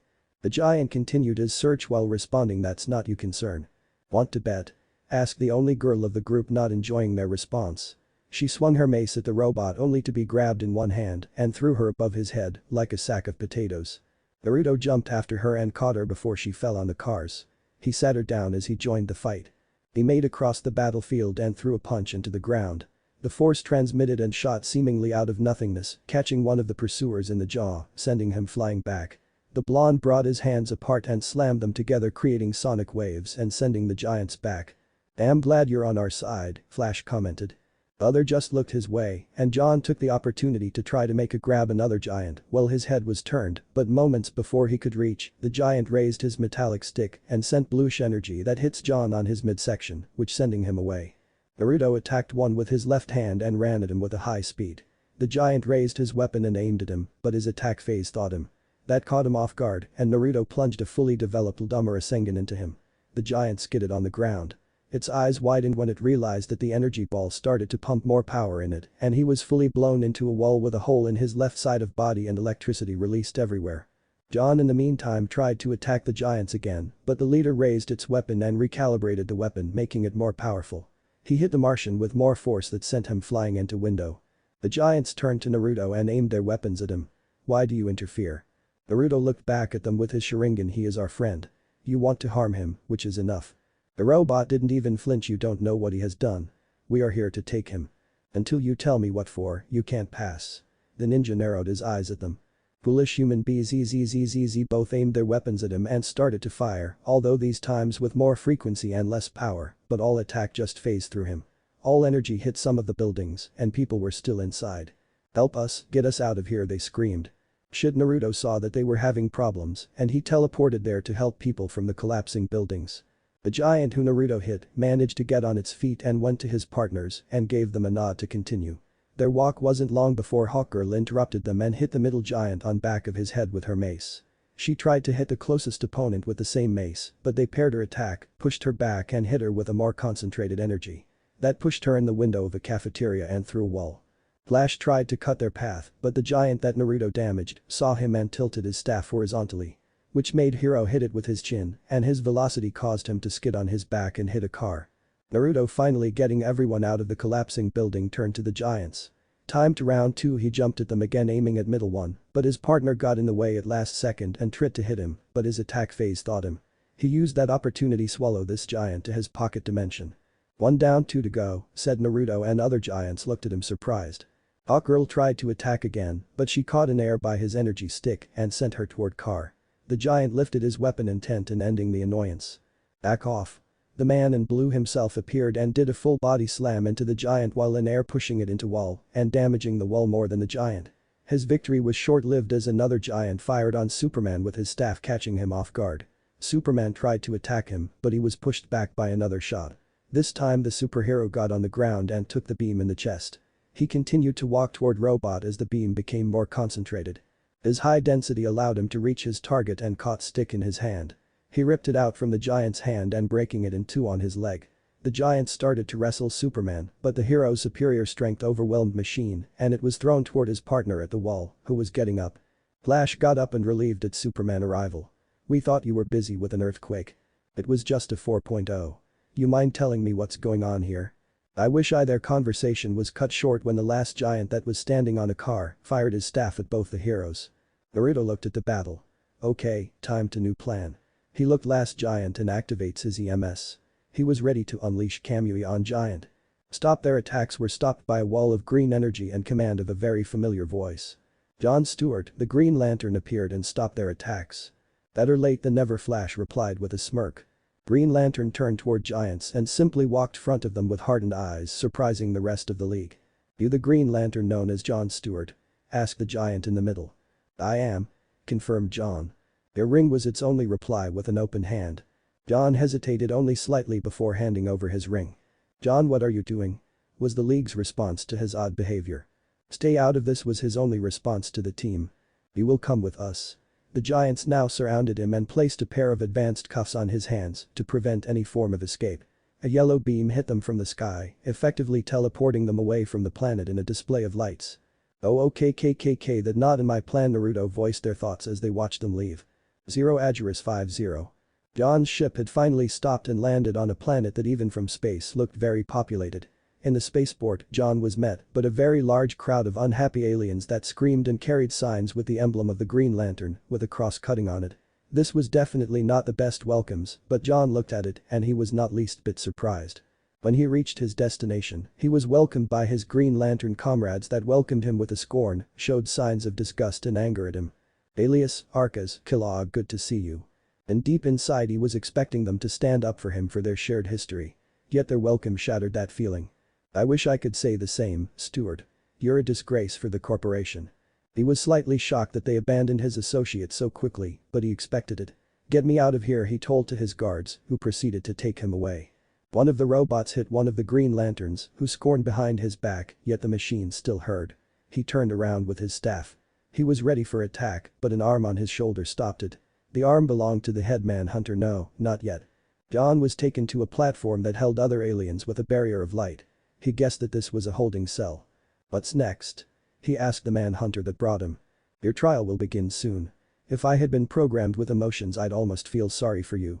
The giant turned around and left John, who turned himself to look at the shattered remains of a planet in the sky, then closed his eyes and his face features changed to guilt and regret. 0 Earth Watchtower 0. John was looking at space.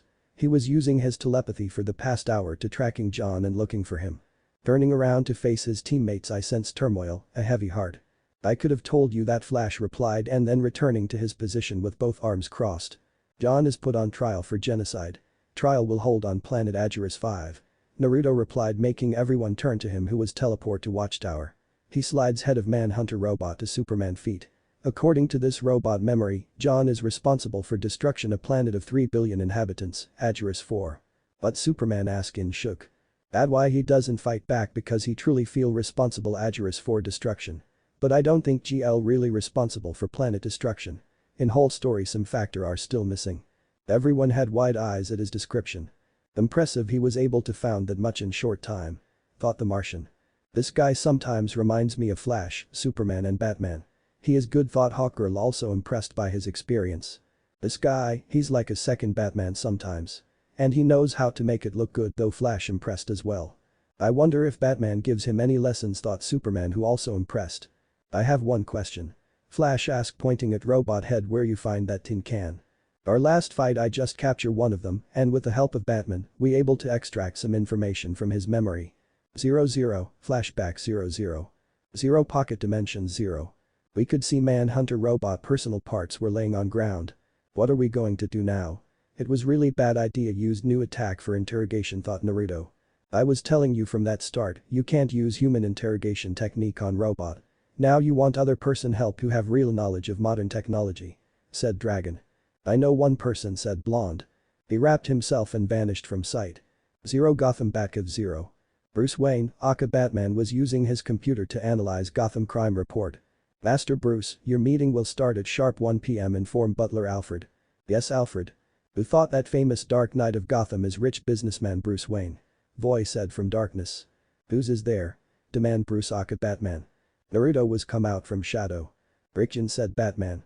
Sorry, I came here for asking your favor, but sorry, let's do this. I know your identity, so Naruto said and removed his mask. It is fair, you know my name is Naruto Uzumaki Namikaze. Are you really Naruto Uzumaki, writer of famous Icha? Asked Alfred. Yes, replied Naruto.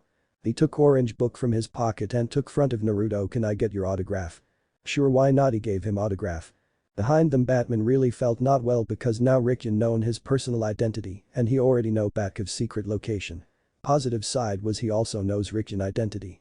This whole thing was giving him major headache. What do you want, Rickon?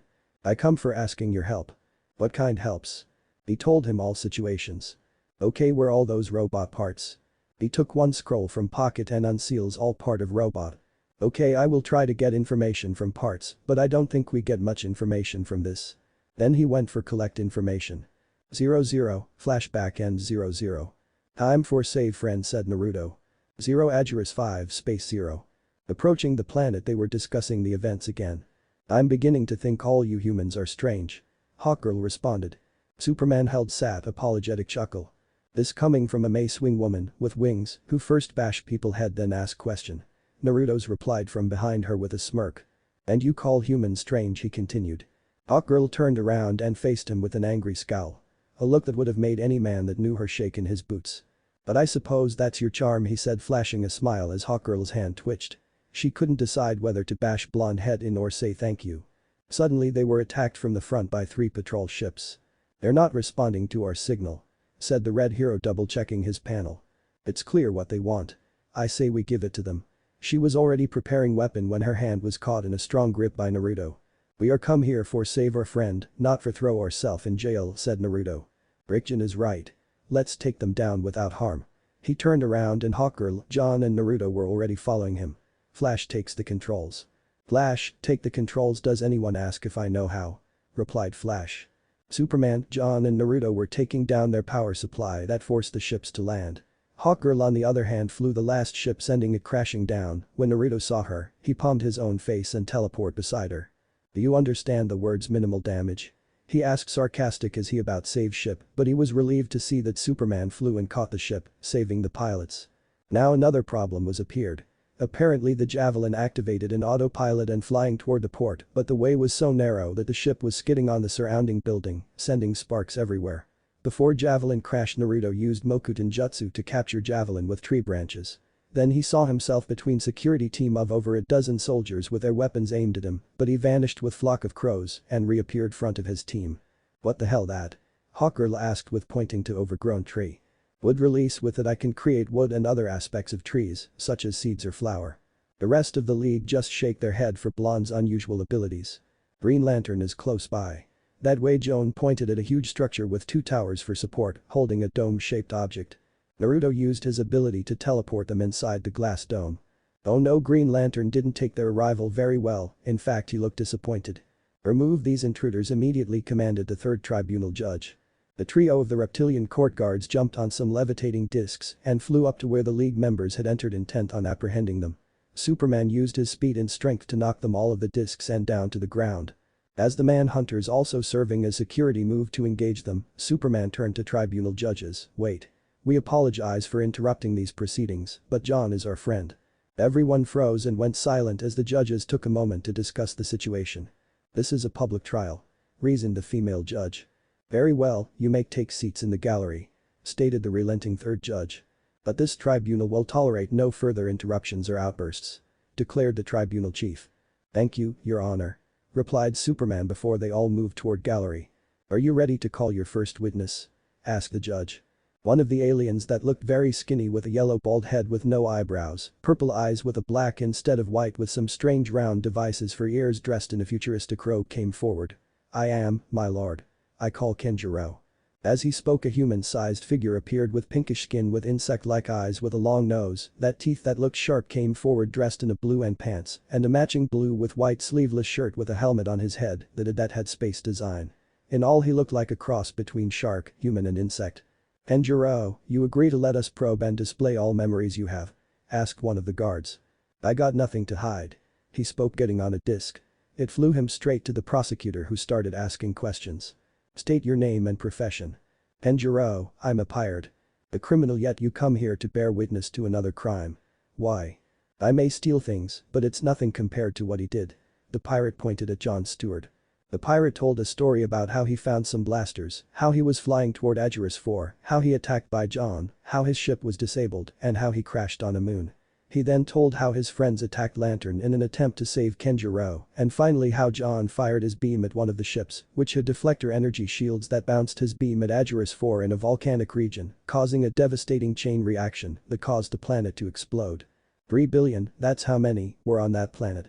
Everyone looked startled and speechless until they started to whisper. Naruto was thinking of the scenario and the pirate. I have no more questions. The prosecutor finished. This account is most disturbing, we will recess, spoke the judge. The monitor shot off and the aliens left on their break. The Justice League went to meet John. I told you to stay out of this, spoke John urgently. Why would you want that, John? We're your friends, spoke Flash, looking at him. Hawkgirl looked at the pirate. That scum is an obvious liar. Give me 5 minutes alone with him and I'll get the truth, she spoke with clenched teeth and narrow eyes. Hawkgirl, Flash, all of you listen to me. Nobody is lying. Do you see that? He asked, looking at the rubble. I did it, I'm guilty. Have you lost your mind, John? Questioned Flash, breaking shock. That's what happened and it's time to take that responsibility, returned Lantern. Lantern, there is too much holes in this story and too many coincidences to make it believable. Naruto responded, there is witness, but he cuts off. How can it be a lie if I was there? Snapped Lantern, getting annoyed with his teammate. His eyes were glowing greener with his anger. Take it easy, man, we're just trying to make sense of this. Flash tried to calm the storm between these two. I don't want your help and I didn't ask you to come here for help me. I know what happened and nobody going to change that. This is way over your head. Go home. Returned the frustrated hero, having enough with this annoyance. Now John, Naruto said in cold tone. John looked at Naruto, whose eyes now read and strange designed in it. Madara EMS, all superheroes were found themselves in deep forest. Where all trees were dead, crows were circling around them, and strange thing was that moon. The moon was blood red and 4 rings 9, on it. Tree roots were burst from ground behind John and coiling itself around him.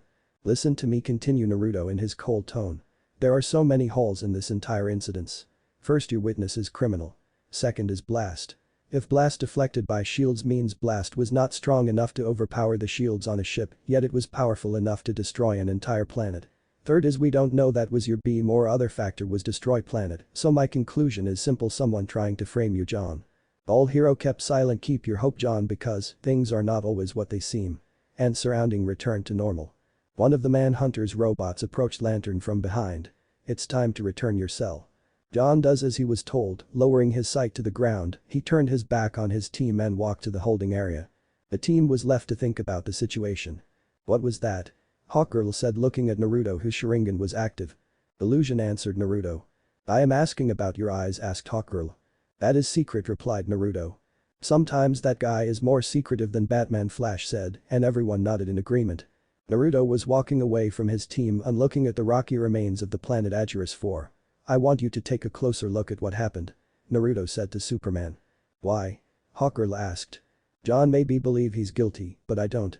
Also, I already told all of you. Something is missing in all incidences. Someone is trying to frame John or all Lantern Corps, Naruto answered. How, asked Flash. Because, I can sense billions people's life energy which is coming from rocky remains of the planet Agerus 4. That's right, so we are going to investigate what really happened. John, I need you to come with me. Rick and Hawkgirl and Flash, do you think you can buy us some time in court? Added the Man of Steel, making a plan. You're asking the world's fastest man to slow things down. It won't be easy. Flash was not very sure how to accomplish this. Naruto just smirked and said, then just does what you do best, confuse them. That I can do, responded Flash with a smile. While Naruto, Flash and Hawkgirl returned to the stands, Superman and John were on their way to the Javelin. 0 Agerus 4, Moon 0. Reaching their destination, John broke the silence. So, what are you expecting to find on this moon? I don't know. There's something bothering me here, like Christian, responded the hero. Just call it an intuition, completed the Martian. Exactly. 0 Court Gallery 0. Several minutes later. The court was ready to resume. John came on a floating disc in front of the monitor of 3 judges and Kenjiro being on a similar disc, ready to be questioned. John Stewart, you may now question your accuser, proclaimed the judge. No questions, responded John without hesitation and lowering his in shame. This shocked the entire gallery, even his teammates looked at each other and all had one thing on their mind. Has he lost it? Right now, this guy makes Orochimaru sane and straight, thought Naruto. That's a very big comparison. There's no way Orochimaru was straight. With your memory, I think either he was gay or pedophile, responded Dragon. None, don't you intend to defend yourself? Asked the female voice of 3 judges, who shocked herself at this turn of events. No, I don't, answered Green Lantern. The disc that was holding the pirate in the air floated down effortlessly. I object. Flash demanded, I say this is a joke. Are you out of your mind? Flash, what do you think you're doing? Hawkgirl hissed, pulling Flash down. No, Hawkgirl, let the Flash distract him. Lantern won't be able to buy us time which we need now. It is best Flash handle them. Why aren't you doing this? Flash questioned to Naruto. I and Hawkgirl will be questioning the people around to try to find any lead about what really happened. Right, assured Flash, understanding. Remove him. Their conversation was interrupted by one of the judges. 2 reptilian guards were already closing in on him, but Flash's superior speed allowed him to escape and evade the other guards. He reached its center of the gallery. Listen to me. Something important like this, you have to hear both sides. He tried seriously to get them to understand his implications. Flash, I told you not to get involved. Voiced Lantern, trying to keep his friend out of trouble. Sorry, but I already involved. Flash tried to reason with Lantern, but he was pulled into a headlock by one of the guards, with 2 more reaching behind him. Wait, this being may have a point. We don't want any lingering thoughts about our final judgment, do we? Interrupted female voice and stopped the roughhousing. Of course not, responded the other male voice, but who will speak for John Stewart? Don't you have any lawyers here? Asked Flash, freeing himself from the guard's grip. We solved our lawyer problem a long time ago, answered the central voice of the judges. However, you can speak for him if you wish, added the female voice. But be aware. If you lose, you will share the same penalty as the accused, completed the last voice. The same penalty? That's crazy. Flash was starting to feel the stress already. "No, that's how we solved our lawyer problem. What's your answer?" Now that's just cold. I'll defend him," answered Flash determined. "Very well, proceed." "Right, sure." Flash cleared his voice and got on the disc that floated in front of court. Naruto watched as the red-costumed hero started to talk about some random lawyer talk that doesn't make any sense. Hawkgirl palmed her face and signed while Naruto just smirked as Flash was doing his best to create confusion. Hawkgirl looked at where the John's fellow lantern comrades were supposed to be and noticed that they left. "Hey, the guys in green are gone," she whispered to Naruto. "That's our first clue," he said as they slipped out. "Flash, what are you doing?" "We are going to find some clue," Naruto said to Flash telepathy. "Okay," replied Flash. He also told Karasu watched on Flash in any case of emergency. "Let's track them down." "Any idea where they could be?" asked Naruto. "Most likely in the local cantina, where else would arrogant blowhards spend their time?" she answered, getting an angry look on her face due to their quarry's lack of camaraderie despite. 0 Agerus 5, Cantina 0. Naruto, Akarichen and Hawkgirl entered in cantina and immediately saw the lantern corps. Actually, it was kind of hard not to notice them. "Waiter, another round," ordered the short round one. They both approached a table and both were barely restraining themselves to see such lack of concern for their friend. "You know one of your own is there and his life is on the line, least you can do is attend the trial?" asked Naruto. "Huh. We couldn't stand it anymore," spoke the rounded one. "Jon Stewart made us all look bad." This time more humanoid alien spoke. Naruto frowned at this. "So you're saying that being a Green Lantern is popularity contest to you and because of Jon your popularity is now decrease. That's why you don't want to take side with him or support him." Hawkgirl decided to add her 2 cents. "Huh, so much loyalty for the fellow Lantern Corps. Huh, don't get so high and mighty. If you two are smart, you'll stay away from him to return the round one again. Otherwise, you'll wind up reeking in his stench again." It was from humanoid. Howard's Hawkgirl tried to bring her mace down on the table, but Naruto's hand grabbed the mace before she could bring it down. She turned to Naruto with gritted teeth and looked into his calm eyes. "Are you just going to let them talk about him like that?" she argued with him. The other lanterns as well as the rest of the cantina had their eye wide at him. Naruto finally released her mace, looked right in her eyes. "Remember what I said when we arrived on this planet?" Hawkgirl looked down but still held a frown on her face. "That we didn't want trouble." How the rest of the arrogant, lazy lanterns had smirks on their faces, seeing Hawkgirl got put in her place. Naruto narrowed his eyes slightly and then spoke in cold tone. "Good. Then forget it." Hawkgirl raised her head up. Her eyes were as wide as dinner plates. Naruto looked back at each lantern with his Sharingan. "These guys just crossed that line when they abandoned their friend, and my teacher always said that while those who break the rules are trash, those who abandon their friends are worse than trash. And these guys are less than trash in my eyes," Naruto finished cold tone. With a swift, almost untraceable movement he kicked up the table, making the plates that had some sort of pasty substance jump in the air and land upside down and splattering all food on the lanterns. "You a fish bird-like lantern," called who was furious on Naruto. Hawkgirl instantly smirks and spoke. "Now, you're speaking my language." She instantly went on the offensive with her mace and tried to attack the closest lantern. Who made shield with his ring, it was the humanoid one. She proceeded to keep striking at the lantern even with his ring activated. Thought she couldn't break the shield, but she did manage to push him back till he hit his round friend that fell out of his seat. The bartender saw that commotion. He was a small blue alien, a meter high, with 6 tentacles instead of arms or legs, slid on the floor and got between them. "My friends, please. No weapons, no weapons." "You think I need this mace to take you down?" asked Hawkgirl before throwing her mace in one of the support columns, making it stick in there. The bartender slid to safety and the lanterns deployed their rings. The human-like alien with fangs attacked the heroine to punch her. She evaded, followed by a left hook in his chin, then punches to his upper chest and his face. She pulled her right arm back and Falcon punched the dazed lantern in the face, sending him on their table. Naruto on the other hand looked at his opponent who was trying to tackle him, but Naruto simply leant back and allowed the alien to land face first on the ground. The ninja picked him up with ease and threw him around like a basketball while the lantern groaned. Naruto picked him again and tossed alien in the bar. Another lantern, this one looking like a cross between a human with a seahorse with a beak for a mouth, tackled Hawkgirl on the ground. Though before he could do anything she used her foot to push the alien off her and into the neon sign above the bar, shattering them.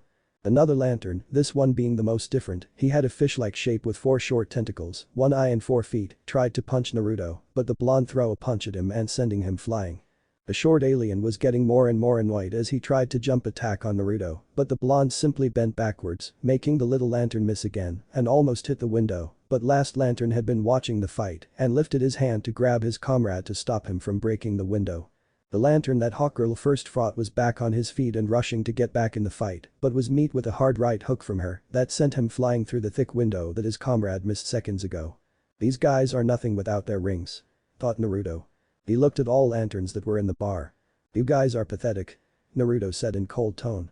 Then whole bar was surrounded by a murder of crows, which were now attacking lanterns. Lanterns tried to use their ring to defend themselves, but their rings were not working. Then all crows above them turned to shuriken and stabbed into them. You are nothing without your rings. If you cannot protect your comrade, how you will protect world? Their surrounding becomes normal. They found themselves exact same spot. Vilog, the Last Lantern saw enough. No more, they're right. John Stewart is one of us and I'm going to help him. He turned to the exit and flew at the gallery. While the winged heroine pulled out her mace, Naruto turned to bruised lanterns that were getting on their feet. You guys should really train your bodies more.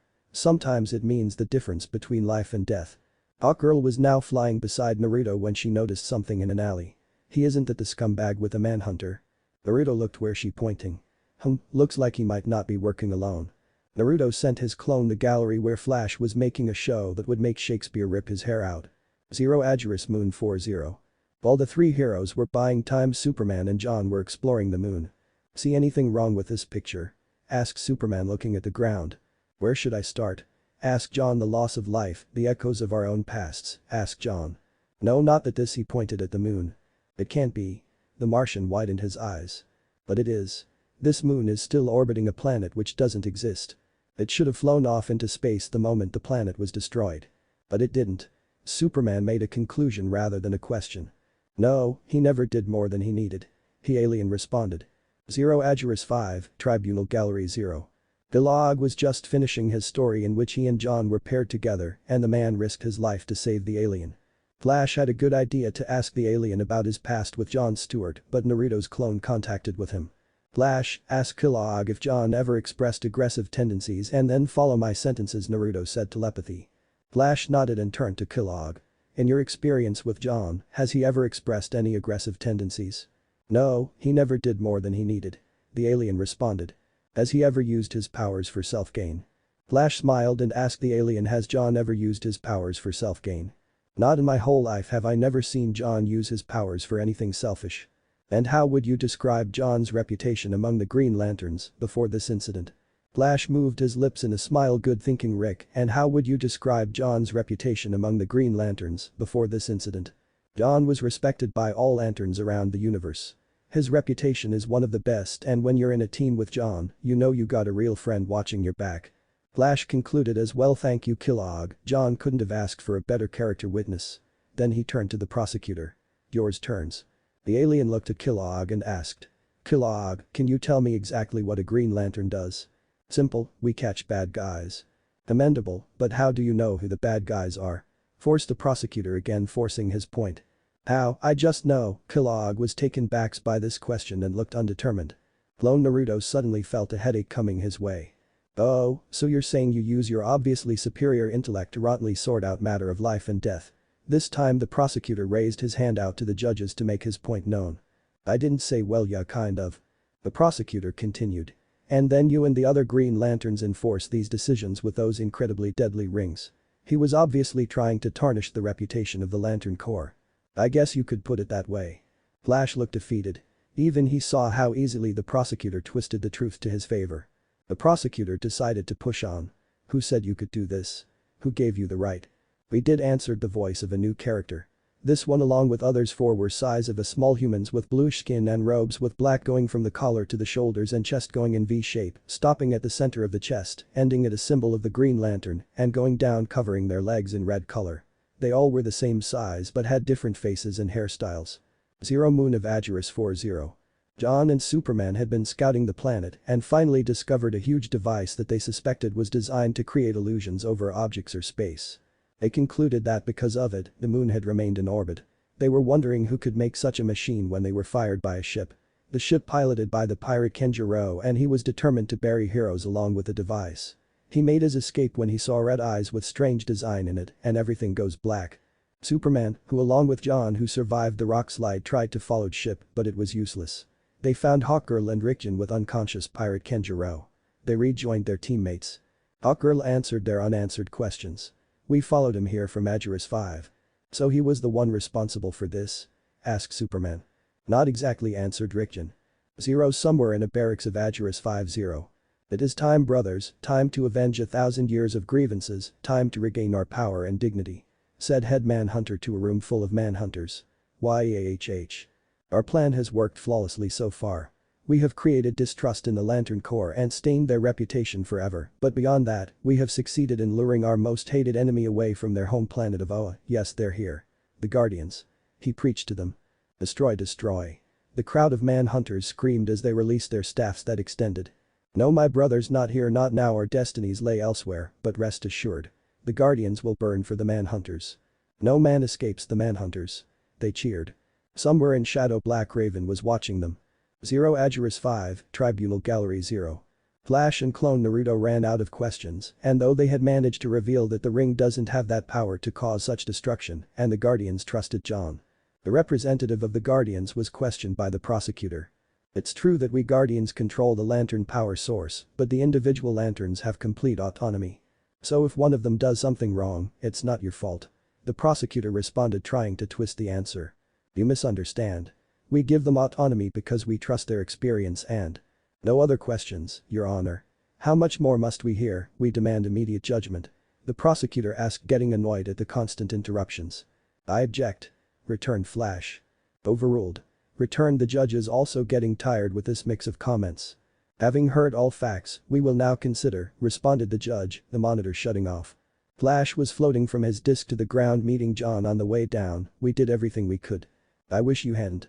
Was his only reply. Naruto clone disappeared with cloud of smoke. The judges returned minutes later. It is clear. Jon Stewart is a privileged hero and deserves respect. We even dare say that if the stakes hadn't been so high, we could look other factor and give a less sentence. However, an example must be made that none is above justice on this world, even heroes. Do you wish to make a statement before we pass sentence? Asked the female judge to John. No. He answered. Very well, the sentence is termination for you and your advocate, answered another voice. A huge dome was suddenly rose from the liquid that was above the center of the gallery. The dome opened and both were pushed on a platform and lead to the dome. Wait, I want an appeal. Flash asked, trying to buy more time and to survive. Would you show some dignity for once in your life? Demanded John, accepting his fate. This isn't right, we can't just sit here. We have to. Think of the others like us, we all need to be held accountable. We have too much power not to be. Both were put on the platform and the surrounding walls closed, forming a semi-sphere. The semi-sphere turned out to be a gas chamber. Suddenly all gas in chamber swallowed by some kinds of wrap hole and very familiar cry of Rasengan crushed the inner shell of the chamber and quickly got Flash and John out. You know what you do without me, said very familiar voice. Ryu? Flash asked in surprise. How dare you, demanded the judge. Superman and John arrived with the pirate in their grip. Stop, he flew to where Naruto had been able to revive John and used his heat ray to destroy the advanced cuffs that were holding John. Superman turned around, John is innocent. He then whispered in his earpiece, that's your cue, Hawkgirl. I hope you can hear me. Loud and clear, she answered before throwing her powered mace at device on the moon, destroying it. The image was suddenly clear, and where the debris of a planet used to stand, now stood the planet itself, full of life and undamaged. Everyone in the gallery was shocked, too shocked to say anything. Superman decided to answer their unasked question. Agerus 4 was never destroyed. It's right where it always was. It was all an illusion, a frame-up, as they say on my planet. John saw the pirate and tackling him to the ground as hard as he could. Finally losing his temper at how easily he was fooled. Why did you do this to me? Why? For money, answered the pirate, frightened. Whose money? The manhunters. Superman noticed that the Guardians were leaving. Come on. He voiced and everyone followed them. GL. Lantern wanted to smash the bastard's face in, but Flash's call stopped him. Letting go of the scum, he gestured his ring to come to him and it obediently did get on his finger. He was ready again. 0 Manhunter Barrack 0. The Guardians had already reached there first. We're too late. We have to go back immediately. Not so fast. Voiced Flash. The Guardians ignored him and floated past him only to meet Superman. What's going on? He demanded. We don't have time for this.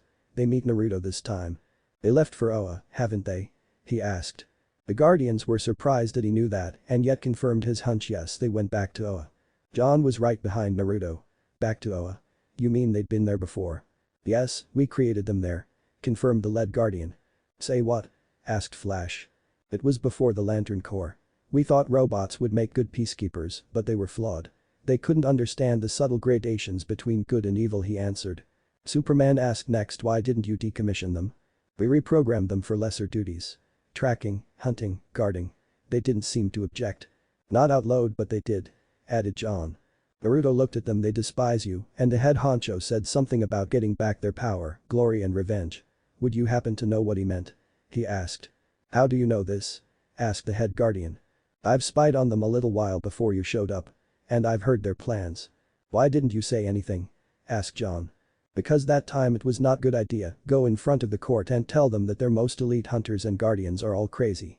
They trying to do massive genocide while at the same time planning revenge on a bunch of people I've never heard of," Naruto replied imaginarily. "They have a huge advance ahead of us. We have to get to Oa as fast as possible," concluded the head guardian. Zero in space close to Oa 0. Naruto found himself asking the guardians a question that has been bothering him for a while. "How are we going to beat all of them? Anything I can do will cause mass destruction." The manhunters were directly connected to our superior computers in Oa. The remaining guardians must have disconnected them by now. So left to themselves there is a better chance at beating them. "There are still a lot of them," Naruto said. Zero planet of Oa 0. The planet was under attack and with no Green Lanterns to protect them, the 5 guardians were left slowly losing. The planet was mostly barren but held a great fortress with dozens of cannons. Now it seemed that with all the commotion of John's trial, the Lantern's absence, and with half the guardians presenting themselves for trial to save one of their own, that caused their military power was cut down. The manhunters seemed. The LLZZZBLZZZ cannon after cannon fired, but they were slowly overrun, destroyed or captured. The guardians in the core were weakening. Until now they had been supplying the defenses with lantern energy and focused on the aiming, but the strain was getting them. It would be only a matter of time until they would be overtaken. The manhunters had finally reached them and they were about to signal their final attack when the sounds of explosions resonated. The Justice League of Superman, John, Green Lantern, Flash and Rickjan along with the remaining guardians were arrived blazing guns. "They can't stop us, brothers. No one can," voices the head manhunter. "Give them everything we got." Superman flew through the robots breaking them to pieces while Flash and Green Lantern worked together as a team with Flash taking the front and John watching his back. John and Naruto in the meantime phased through the towers and disabled the cannon while Flash was trying to ascend the tower, but the blasts from the manhunters on the tower caused debris to fly everywhere and one piece that landed on his forehead was enough to knock him out. John appeared on the spot and created a shield, but the firepower was overwhelming him. 2 giants flew above Lantern and Flash and landed behind them. Lantern was now in trouble. He was flanked from both sides and due to all the lasers didn't even see the giants fly above him. Shadow Sphere, the black ball of energy, blasted the 2 metallic beings and destroys them. Naruto turned to John and saw that he was having problems. He was on one knee and barely holding on. The shield of energy that he had created to protect Flash was collapsing as holes from the manhunters' attacks were slowly overwhelming him. Too much power. Must hold on, thought GL. Shadow Hand Naruto called attack to destroy them. "Thank you," John said as Naruto helped him up. "You are welcome," Naruto replied. Just then Hawkgirl with the rest of the Lanterns 4 Majoris 5 arrived.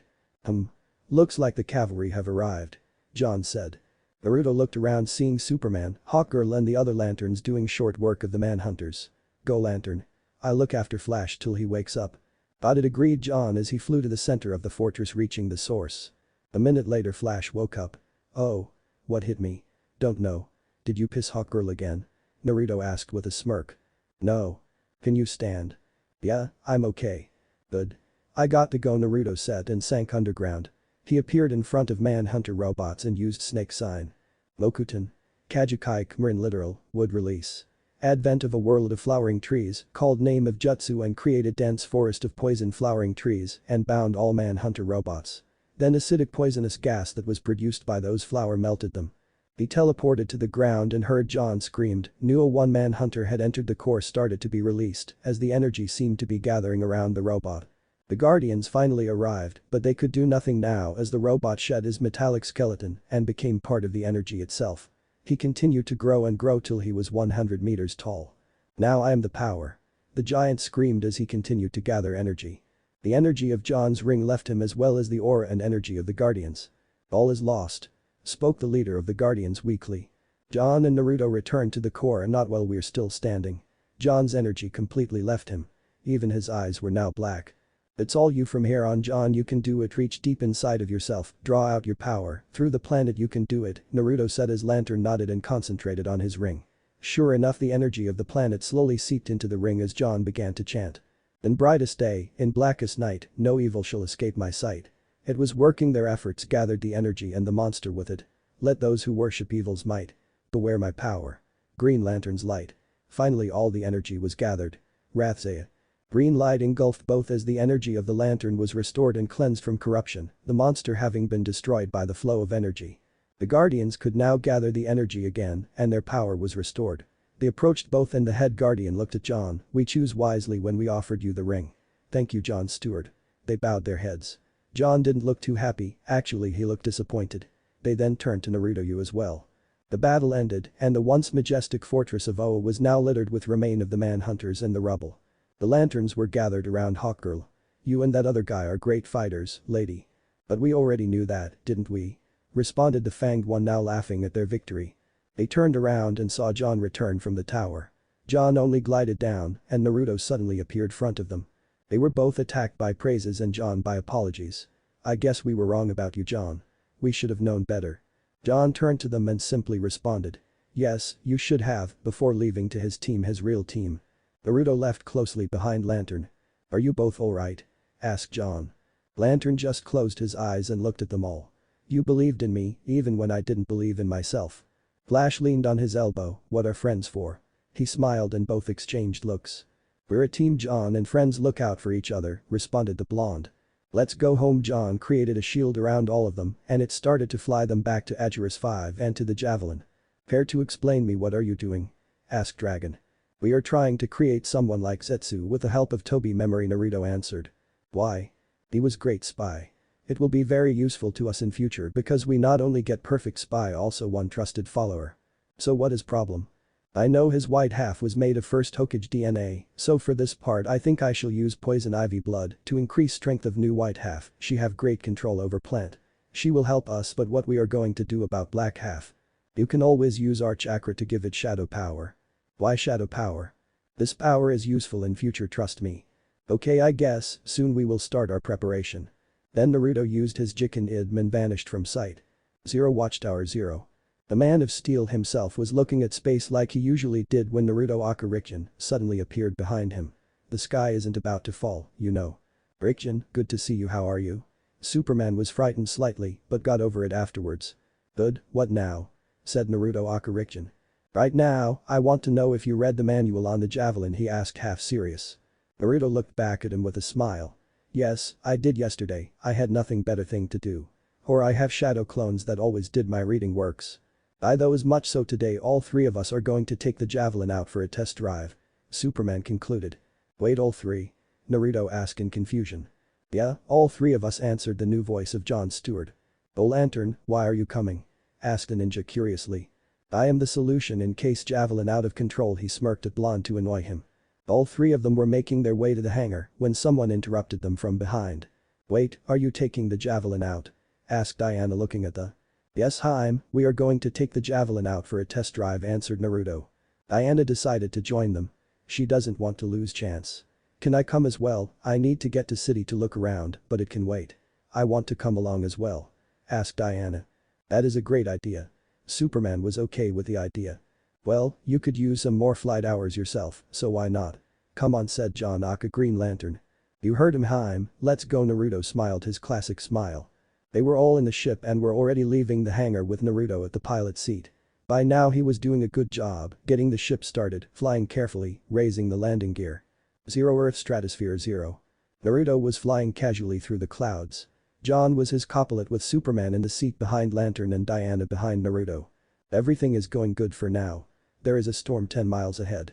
Stay clear of it, ordered John with a rather normal voice, although it held signs of pride in it.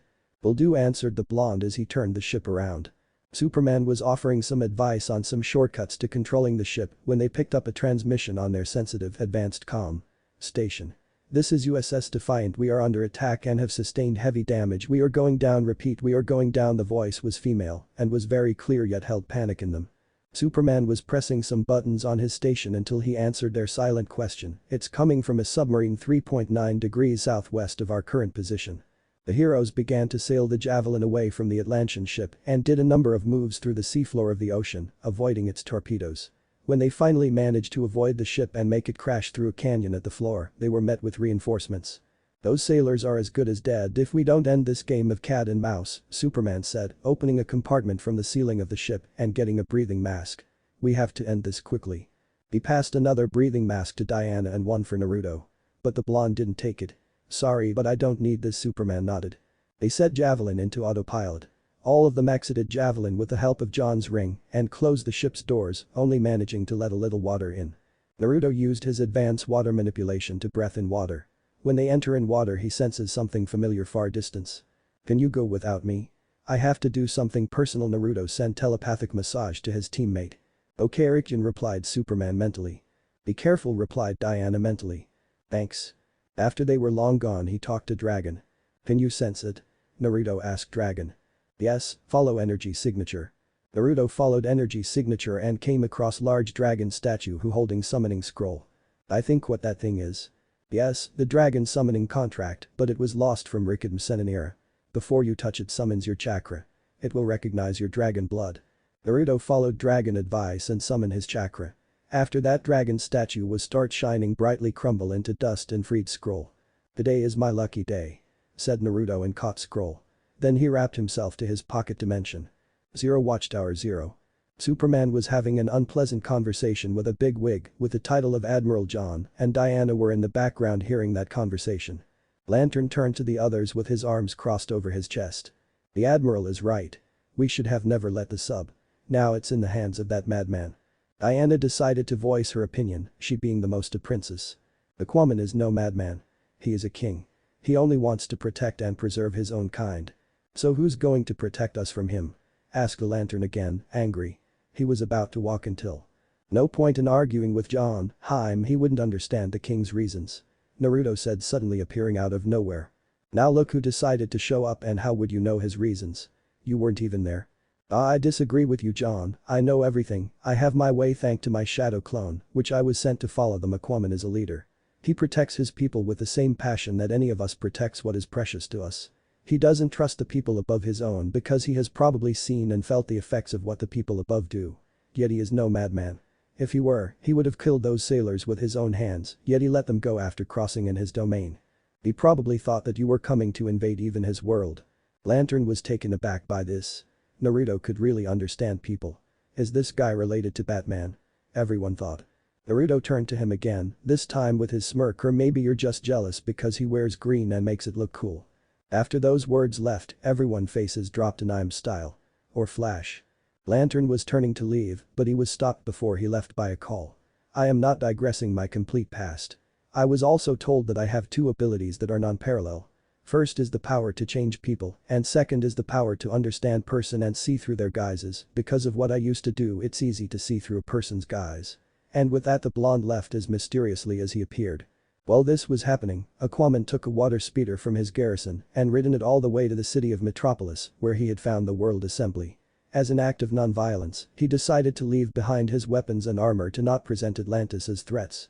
He was now only wearing his cape, pants, and bracers. He found his way to the World Assembly and was now making his demands. 0 Watchtower 0. I knew we couldn't trust that fish man. The sub's been stripped and the plutonium is gone. John said angrily because his suspicions were right. And you think Aquaman was responsible? Asked Diana Aka Wonder Woman. Who else, princess? We want to go back to Atlantis and get some straight answers. His tone was too direct. Naruto and Superman were looking at the television. When Superman decided to help them out, if you want Aquaman, he is not in Atlantis. They all turned their attention at the screen. According to Eyewitness, Aquaman forced his way to past the guards of a closed session of the World Assembly. But as to why he's here or what he wants, we'll have to wait for further developments. Just once I would like to have a day that goes smoothly. Naruto complained. 0 at the World Assembly 0. The representatives were outraged. Aquaman had just come there and made a series of demands if they ever hoped for peace with Atlantis. Actually, his demands were very outrageous, starting from forbidding weapon tests on islands or seas, upgrading all ships in an expensive non-toxic material, not allowing people to spend too much time in the ocean. In short, it would have set the world in financial chaos. First you sank a nuclear submarine and then you threaten us to make peace. Who gave you that right? Asked the representative of France. I am the born ruler of Atlantis, he returned with his arms crossed. The country we do not even recognize. The Aquaman spoke again. These are my final demand. Refuse them at your own risk. This time it was the leader that interrupted. But your demands are outrageous. They would compromise our entire defense and economy. It's your problem, not mine. The outrage started again. Aquaman was ready to leave when the Justice League burst in through the doors. Aquaman. I offer them a chance for peace, and this is their answer, he pointed at the angry comments of the politicians. Naruto stepped forward and added, I guess bursting in here and threatening them to make peace and make changes that would have taken the world back 200 years didn't leave a good taste on their mouths. Aquaman turned to him and with narrowed eyes. Superman decided to calm the king. Please, these things take time. I've wasted too much time already. He turned to leave. Wait, Diana tried to stop him, but he only moved her aside and was making his way to the exit. Naruto was behind him as well as Justice League. Aquaman made his way outside and was assaulted by reporters with questions, but he only shoved them aside. He was making his way to the sea when he found himself barely missing a rocket that hit just a few meters away from him. Naruto instantly got there first and looked him over. He had scorch marks on his cape that somehow offered him protection, and his skin only had bruises and first-degree burns, but right now he was suffering from shell shock before he lost consciousness. Superman and the rest had just come out of the building when they saw the damage. They all reached him. Naruto, who was already near him, took his hand off his neck. He's alive but weak. Naruto ran through a few hand signs before his palms began to glow a soft green light. Next he placed his palms on the Aquaman chest. I need to practice some medical jutsu and read some medical notes. Toby has big medical knowledge. It's give me slight advantage in study. Also first Hokage notes, which Gigi gave to me. That also help me in this department, thought Naruto. After few minutes, Naruto finally allowed the healing jutsu to die down. He had managed to stabilize his condition. I was able to stabilize his condition, but he is not out of danger. Take him to hospital, I'm going to look around. Naruto said to Superman as he stood up to stretch. Spotted Superman and the others rushed Aquaman to the hospital while Naruto was looking around. Zero, Atlantis Zero. The generals had just seen the news about how Aquaman was nearly killed and they were at a loss of words. Orm entered in the room with donning Aquaman's crown and armor with his trident in arms.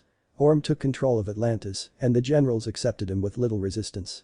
Having heard of Aquaman's deed, Mura rushed to confirm it to Orm, but his responses were strange and pessimistic. He was already spreading news of Aquaman's death. Zero Metropolis Medical Zero. Naruto, Batman and Superman had all gathered in the room where Aquaman was held. But can you help him? Asked Superman. I don't know, answered the doctor. Then, maybe we can, spoke Batman.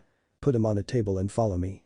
They took him to the room where Batman and Naruto assembled the tank and Aquaman was already starting to heal. When asked how he knew, Batman only answered that Aquaman is a fish out of water. Superman turned to Naruto. Did you find anything? No, he was gone when I was healing Aquaman. There is just one thing that's bothering me, spoke the blonde, getting the hero's attention. Why did he use a missile instead of a sniper or rifle? And who could have hired him? I mean, it couldn't have been any of the representatives. They were stuck in the room. So it must have been someone who knew about his abilities, concluded Batman. We're sure he'll try again, so we will have to set a trap, finished the blonde. They thought out a simple plan. Several minutes later Aquaman was awakening. Lantern was suspicious with the turn of events, but he was still distrustful. Now, maybe we can get some answers. What did you do with the plutonium? He asked the still injured king. Plutonium? From the submarine you stole it. He accused forceful. My orders were to leave that vessel where it lay. Only in Atlantian, besides the Govt. Officer are known that location. Meaning one of your loyal subjects has disregarded your order. Now I doubt you can do anything in your condition, so I ask leave this up to me. I have some suspicions about what is going on, and said Naruto. This is my business. I won't sit here knowing the man that tried to kill me is still out there, and what makes you think that an Atlantian is to blame? Someone else could have hired him. Aquaman's statement held curiosity, not that he believed it to actually be true, but he just wanted to know his options. We suspect that, but he uses a missile instead of gun. That means he knew what type of weapons could affect you, so Atlantian must have hired him. Also, if you want you can have him. Finished Naruto, trying to gain favor from Aquaman. You have my gratitude. I will sit back and go with your plan for now, but I advise you that if you take too long, I will take the matter into my own hands. Fair enough. Hey John, the first need you to deliver a message for me. Sometime later. Aquaman was placed on a stretcher and to be delivered to an unnamed medical center to be further treated. That message was broadcast on all networks. Diana, Superman and Batman were on the top of two buildings studying the ground looking for the assassin. It was already night so it was hard to spot him. Naruto and John were nowhere to be seen. In an alley, a manhole was opened and a suspicious individual came out with a bag. He ran towards the medical center and hid behind a mailbox. He pulled out a missile launcher and aimed it. He finally came thought a reporter stepping away from the others. The assassin aimed his rocket at Aquaman, but Naruto appeared front of assassin, but he aimed his weapon at Naruto who moved towards him unfazed by the rocket launcher. Naruto unleashed a wave of killing intent at the assassin and took step after step not intimidated at all by the weapon. Deadshot on the other hand was sweating, his finger was trembling, the air felt uncomfortable. Wow, what is this? What is happening to me? Ever since I saw this guy, wow, what is he? It feels like he can snap me in a second. Is this fear? He thought as he saw the blonde making more steps to him completely unfazed. No, I'm not afraid. He aimed his weapon at Naruto. The assassin pulled the trigger as the missile made way towards Naruto, but before it connected to him, missile disappeared into wrap hole. Seeing this, assassin decided to flee and went into the same manhole he came out of and closed the lid. Superman appeared moments later and tried to lift the lid. His result was 1000 volts going through his body, which knocked him out. In the meantime, Naruto had checked on Aquaman who revealed him to be John using his shape-shifting. He was now pursuing Deadshot from above and hearing John from his radio. Diana, he's heading towards you. Naruto used Jiken Idm to teleport to Diana's position and saw the Amazon was breaking the street, causing the asphalt to fall on the sewers below, where Deadshot had used a bike to avoid capture. We need him alive.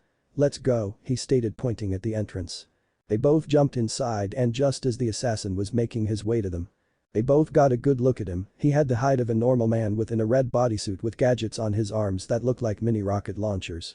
His armor covered his chest and head, leaving only a hole for the left eye, with see-through cloth, and the right eye had a targeting lens used for targeting. End of the road, said Diana aka Wonder Woman. I'll take a detour. He returned and fired one of his rockets above their heads. Yet Naruto, seeing the direction of the rocket, put his right hand on her back and sank both of them into underground. The roof above them gave out from an explosion and a big pile of rubble gathered on them. The distraction worked. Zero back at the hospital. Zero. Lantern and Aquaman had been waiting for the team to respond, but Aquaman was getting more and more irritated and impatient. He walked in front of John and asked what's taking so long. I must return to Atlantis. John didn't pay him any heed. Sit tight, your highness, will tell you when it's safe to go. Aquaman turned faking defeat and turned in an instant and knocked Lantern out. You presume too much, said Aquaman and left to Atlantis. Zero back in the sewer. Zero. Deadshot had just run into Batman and he was ready. The assassin was close to the exit when he drove into Batman's minefield that was full of spiky explosive. They exploded when his wheels ran over them. Batman almost had him, but the smart hitman took out a smoke bomb and threw it at the wall, exploding and covering his escape. Deadshot had entered his van, which was full of weapons from swords to daggers to guns to rocket launchers. He turned on the car and started to drive along the road, trying to act casual. He signed in relief. Phew, I almost got caught. No job is worth going against the Justice League. Too bad you didn't think of that before you took the job. Suddenly Deadshot turned around. His eyes met with two strange red eyes and everything went blank. When he woke up he was tied up and surrounded by the League. Superman was the first spoke. You tried to kill Aquaman, why? Asked Superman, sternly picking him up from the ground by his flexible armor. That's a tough one. Why would a hired gun try to kill someone? Could it's because someone paid me to? His answers were ironic statements, yet he had confirmed their suspicions that he was an assassin. Who? Asked the voice of a newly arrived Diana, followed by Batman and John. Deadshot looked at the princess. She looked more appealing, so he tried his luck. Oh, come on babe, you know I can't tell you that. Professional ethics, but then again if you make it worth my while. He looked at her big well-shaped breasts and could help but admire them. Naruto couldn't take it anymore. I know how to handle guys like him. Superman let go of the assassin and wanted to watch curiously what was happening. Naruto looked at him. You're going to tell us everything you know, or else, Naruto said in cold tone. Or else what? I know you people, even Batman is afraid to spill blood on his hands. You people can't scare me. You forget something. I'm not Batman or Superman. So you were going to tell us everything now, returned Naruto, whose eyes now morphed into the eternal Manjikam Sharingan Tsukiyomi. Zero and Tsukiyomi World Zero. What the hell? Where am I? Deadshot asked as he found himself in red surrounding, red sky and blood red moon with strange design on it. He found himself tied to a stake. A manifestation of Naruto appeared. You chose to bullshit us despite my warning. You will suffer the consequences. Several Naruto appeared with black katana for the next 72 hours, you will be stabbed and cut by us. Zero outside World Zero. 3 sec later. Ooh, assassin shrieked in horror as he broke down sobbing. The rest of the league's eyes widened. It had only been a few seconds and Naruto didn't do anything to him. What did he do? Did he use some form of mental attack? Asked Diana, curious about how Rickjin got the assassin to break so soon. I don't know. Rickjin have powerful mind defense, I can't read his mind, but his deadshot mind is now look like someone torture him, answered Joan. Naruto brought the criminal back in front of the league and pushed him in front of them. You guys might want to call the police and a mental hospital. What did you do to him? Asked the Dark Knight, who decided to ask question. Best you don't know, answered Blonde. What are about stranger eyes? Diana pointed to his Sharingan. It is called Sharingan. It is able to user instantaneously copy any technique that it sees. It gives user a photographic memory as well as increased reaction time, also allowing him to see much quicker than normal. It is also capable of inducing a unique brand of hypnosis that involves suggesting actions and thoughts to the opponent. It also helps to cast illusion by simple eye contact. He showed them his EMS. This is Manjikam Sharingan, his advanced form. It gives the user access to several powerful techniques, like the powerful fire technique Amaterasu and unbreakable illusion Tsukiyomi. It was that black flame you used in Alien's invention, Batman asked. Yes, Amaterasu is representing the material world and light which I able to use with my left eye. These fires are from hell that is as hot as the sun. The flames are capable of burning through most anything in their path. Amaterasu fire has completely reduced them to ash or destroyed. It can still continue burning for 7 days and 7 nights. It cannot be extinguished with water or any other normal methods as for Tsukiyomi. It is one of the most powerful illusions. It is said to represent the spiritual world and darkness which I able to cast my right eye. It's allowed me to alter the perception of time with ease within the illusion to make it seem to last for days when in fact it only lasts a few seconds. This also allows me to torture the target for what seems like days on end, causing psychological trauma that will incapacitate them for a considerable period of time. Those are dangerous techniques, but if I am correct there are more in your eyes. Yes, but that another time. Sharingan is nothing but tool as for him, Deadshot, I was able to scan his mind. In his truck, there are Spanish doubloons from Atlantis paid by the king's brother himself. Too late, answered the voice of the newly arrived lantern. That royal pain in the ass already left. I couldn't stop him. Ah shit, Naruto voiced. Zero, Atlantis Zero. The Aquaman had entered his castle and walked to his throne room when he heard Orm's voice inside. My friends, now is the time for action. Now it is the time for mighty Atlantis to rise up and strike terror into the hearts of its enemies. Are you with me? The generals and guards inside cheered, happy that they would have their revenge finally. What? That fool Aquaman couldn't took it anymore. He forcefully opened both doors and stepped inside to confront his brother and his generals. Orm, what treason is this? No treason, brother, I only thought you were. Ed, that's no reason to plunge Atlantis into a war. One left specific orders. I am only doing what you never had the courage to do. Enough. I will hear no more. Arrest the traitor. Ordered the true king, but his command fell on deaf ears as the guards didn't even budge. You heard him, spoke the false king, smirking. What? You're the traitor. You abandoned your people and sold us out to the surface dwellers. Look around you, brother, I'm in charge now. For years, I stood your side and watched you bring Atlantis to the brink of ruin. I will stand no more and neither will your generals. Spoke the false king Orm as he made his dominance obvious to Aquaman. Brack added his 2 cents to make Orm's remarks evident. This is a battle that we should have fought years ago. But you betrayed us by siding with our enemy. Howard's Aquaman couldn't hold his anger any longer, he was furious that the people that he trusted most betrayed him only at his weakest. He pushed the guards aside and punched them away. He couldn't take it. His sights were on cause of all this conflict, Orm. He tried to jump Orm to break his neck, but his attempts were fruitless as Orm aimed trident at his brother and a lightning-based attack struck Aquaman, pushing him a few feet away and injuring his abdomen. He tried to move, but the exhaustion along with the attack took too much out of him. Take him away. On Orm's command, guards appeared and took him to a guarded area. General Brack, prepare your troops at once. Yes, my lord. Brack didn't even hesitate, betraying his king and plunging his empire to ruin, didn't even leave a mark of regret in him. The generals left and Orm stood in his new throne getting the feel to it, but it didn't last long. Zero, Atlantic Ocean a few miles away. Zero.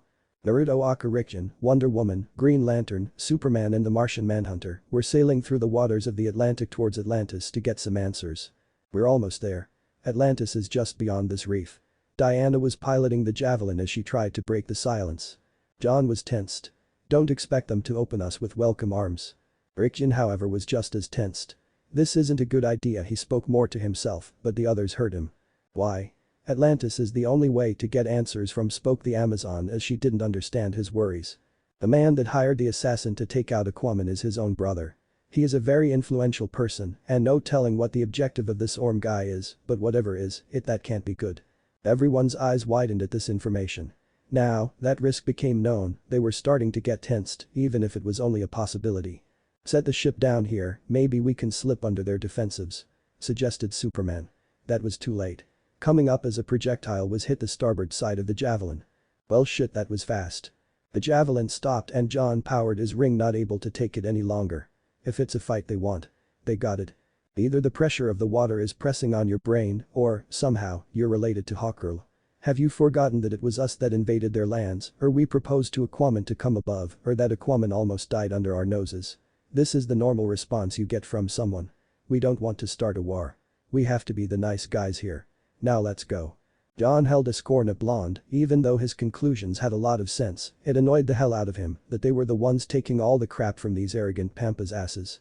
All the League members who couldn't breathe underwater by special means adorned air masks.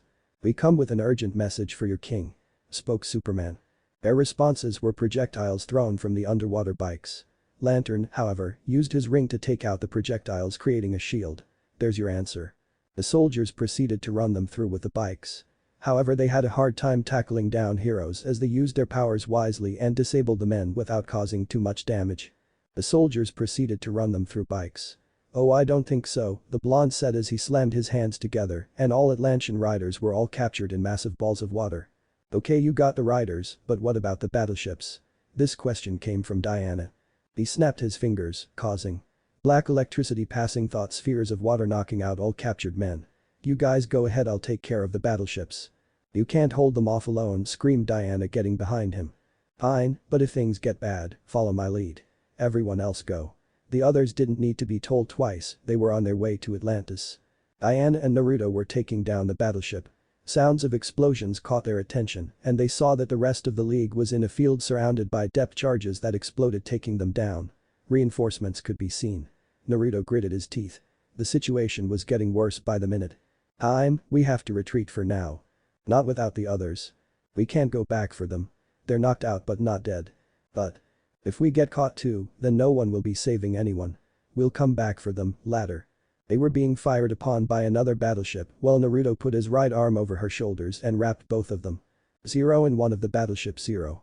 Sir, the intruders were disappeared. Search for them. Zero, Atlantic Palace. Zero. Superman was the first awake from attack. He, Lantern and John were on their knees with their hands behind their backs held in restraints. They also had devices placed on their heads that shined red back and forth.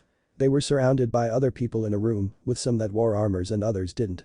Worthless, surface-scum Orm stood in front of them with a distasteful look on his face. Superman was weak, but he was still able to speak. Where is Aquaman? I'll be asking the questions here, intruder. Orm returned. Besides, I should be asking you that. I thought that your kind already took care of him. The traitor returned with a straight face. No, he came back here. John responded weakly. Mira appeared on the balcony to see the prisoners, believing that they might know something, and then she heard conversation down below. We came here to warn him about a plot against his life, an Atlantean plot. Superman said. Lies and deceptions. Orm returned before he fired his trident at Superman, hurting the hero, but not badly. I consider this latest invasion nothing less than an act of war. You will be executed as enemies of the crown. Then I will wipe out the surface world forever. He turned and left while the heroes were taken to the execution chamber. Oh, and as for your friends, my men are searching for them. It is without a doubt they'll meet their fate soon, with you three following them shortly after. Zero in the docking chamber. Zero. Two guards were watching over the area when having a small chat. When they looked at Sky, they saw small feathers were dropping from Sky. Hey, what's going? He couldn't finish his sentence. They all fell asleep. A few seconds later, Naruto and Diana came out to surface with protective water bubble around them. Diana turned to the Richen. Your powers are impressive. Naruto stopped a bit but continued. Thanks, that was nothing. Now first he cast illusion to their surrounding and does some hand seals summoning jutsu. He put hand on water surface. With that, gigantic blue serpentine dragon demon with large tail came out from water. My lord, you called me, spoke dragon in deep voice. Izuchi, I want you hide in underwater and come out when I call you. Yes my lord. With that creature drives in deep ocean. From sideline, Diana was listening conversation with wide eyes. When that dragon spoke it nearly gave her heart attack. After she saw conversation was over, she spoke in surprised tone. You have talking dragon. No, I have power to summon dragon from dragon realm. Why you send him for hiding? For backup. Diana nodded. Dragons are really useful for different battle and their power also different from each dragon. 00 flashback start 00. 0 pocket dimension 0. Naruto appeared in his personal dimension. Can I sign it? Asked Naruto. Yes, each dragon has different power and element so they are very useful in battle. Okay. He signed contract, gathered chakra and made necessary hand seal. Summoning jutsu. From smoke emerged long and sinuous dragon with silver white scales and blue cat-like eyes. He was large but not large as Richen. He spoke in booming tone. It was long time someone summoned us. He looked at Naruto in surprise. You are not human. He smelled Naruto. You have dragon blood. Your smell also seems familiar. As for your powers are perfect balance between divine and demonic, so who are you? I am Richen successor Naruto Uzumaki Namikaze. His eyes flashes blood red, who had 4 rings and 9 in them. He explains his whole story to him. So you are Richen-sama successor. It honor to serve you Naruto-sama. Thank you. Also I want you meet our fellow dragon who will help you in future battle. How? I can reverse summon you to dragon realm. Okay. After that Naruto and dragon boss disappeared with cloud of smoke. 00, flashback end 00. Richen Diana called. Hush what? You space out for some minute. Sorry Haim said Naruto and pointed at unconscious guards. We have tied them. The dragon ninja and the Amazon tied men and locked them in a storage room. They were now sneaking around in the city trying to find the rest of the league. Why are we sneaking around like this? Asked Diana slightly annoyed. We have to find the others and find out more about what is happening. Blonde responded. This will take too long.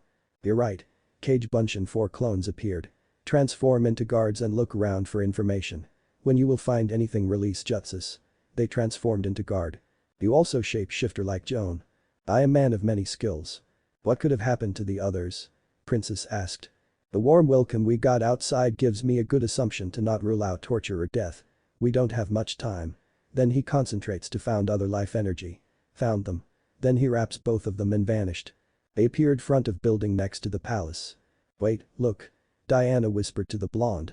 Where she pointed, he saw a red-haired woman and she had a big mace in her hand.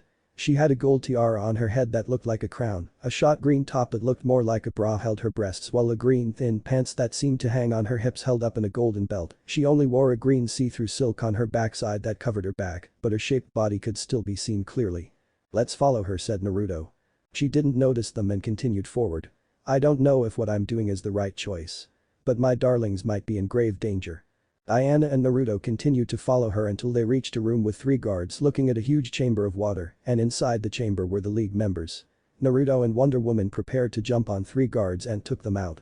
When the red-haired woman took the initiative and knocked one of the guards out with a mace making a loud metallic sound as she hit the helmet. What?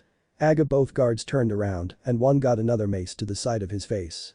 The last one got out of his shock and faced the woman with his weapon ready. My queen what are you? The guard couldn't finish as Naruto jumped over the woman and placed a hard kick to his head and even with the helmet, it still knocked him out. Then used water manipulations create bubble around heroes. How do we open the chamber? Naruto asked. Mira stared at him with shock until she realized what he asked her. The lever. Pull it, she pointed at the lever in front of the chamber. The blonde pulled it quickly and water started to escape the chamber fast through a drain that opened in the middle. The heroes were freed. Superman was the first spoke thanks. Naruto answered for him with a smile. No problem just doing what I do best. 0 lava shaft far away from Atlantis 0. The Aquaman was shackled with chains to a section of the rock on the edge of the cliff to the shaft below. He tried to free his hands, but his efforts were in vain as the chains held tight. Enjoying the view? Orm slid from above on a water bike. Killing me won't make the people of Atlantis serve you. I know. That whole lineage thing could get messy.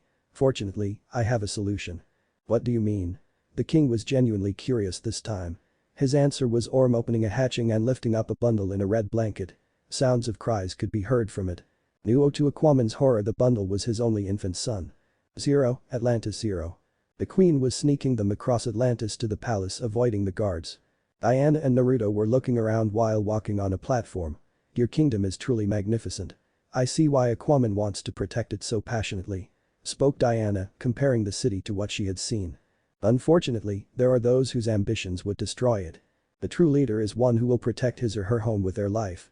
To put others' needs, to put what is necessary for the people first ahead of one's own selfish desires," said Naruto.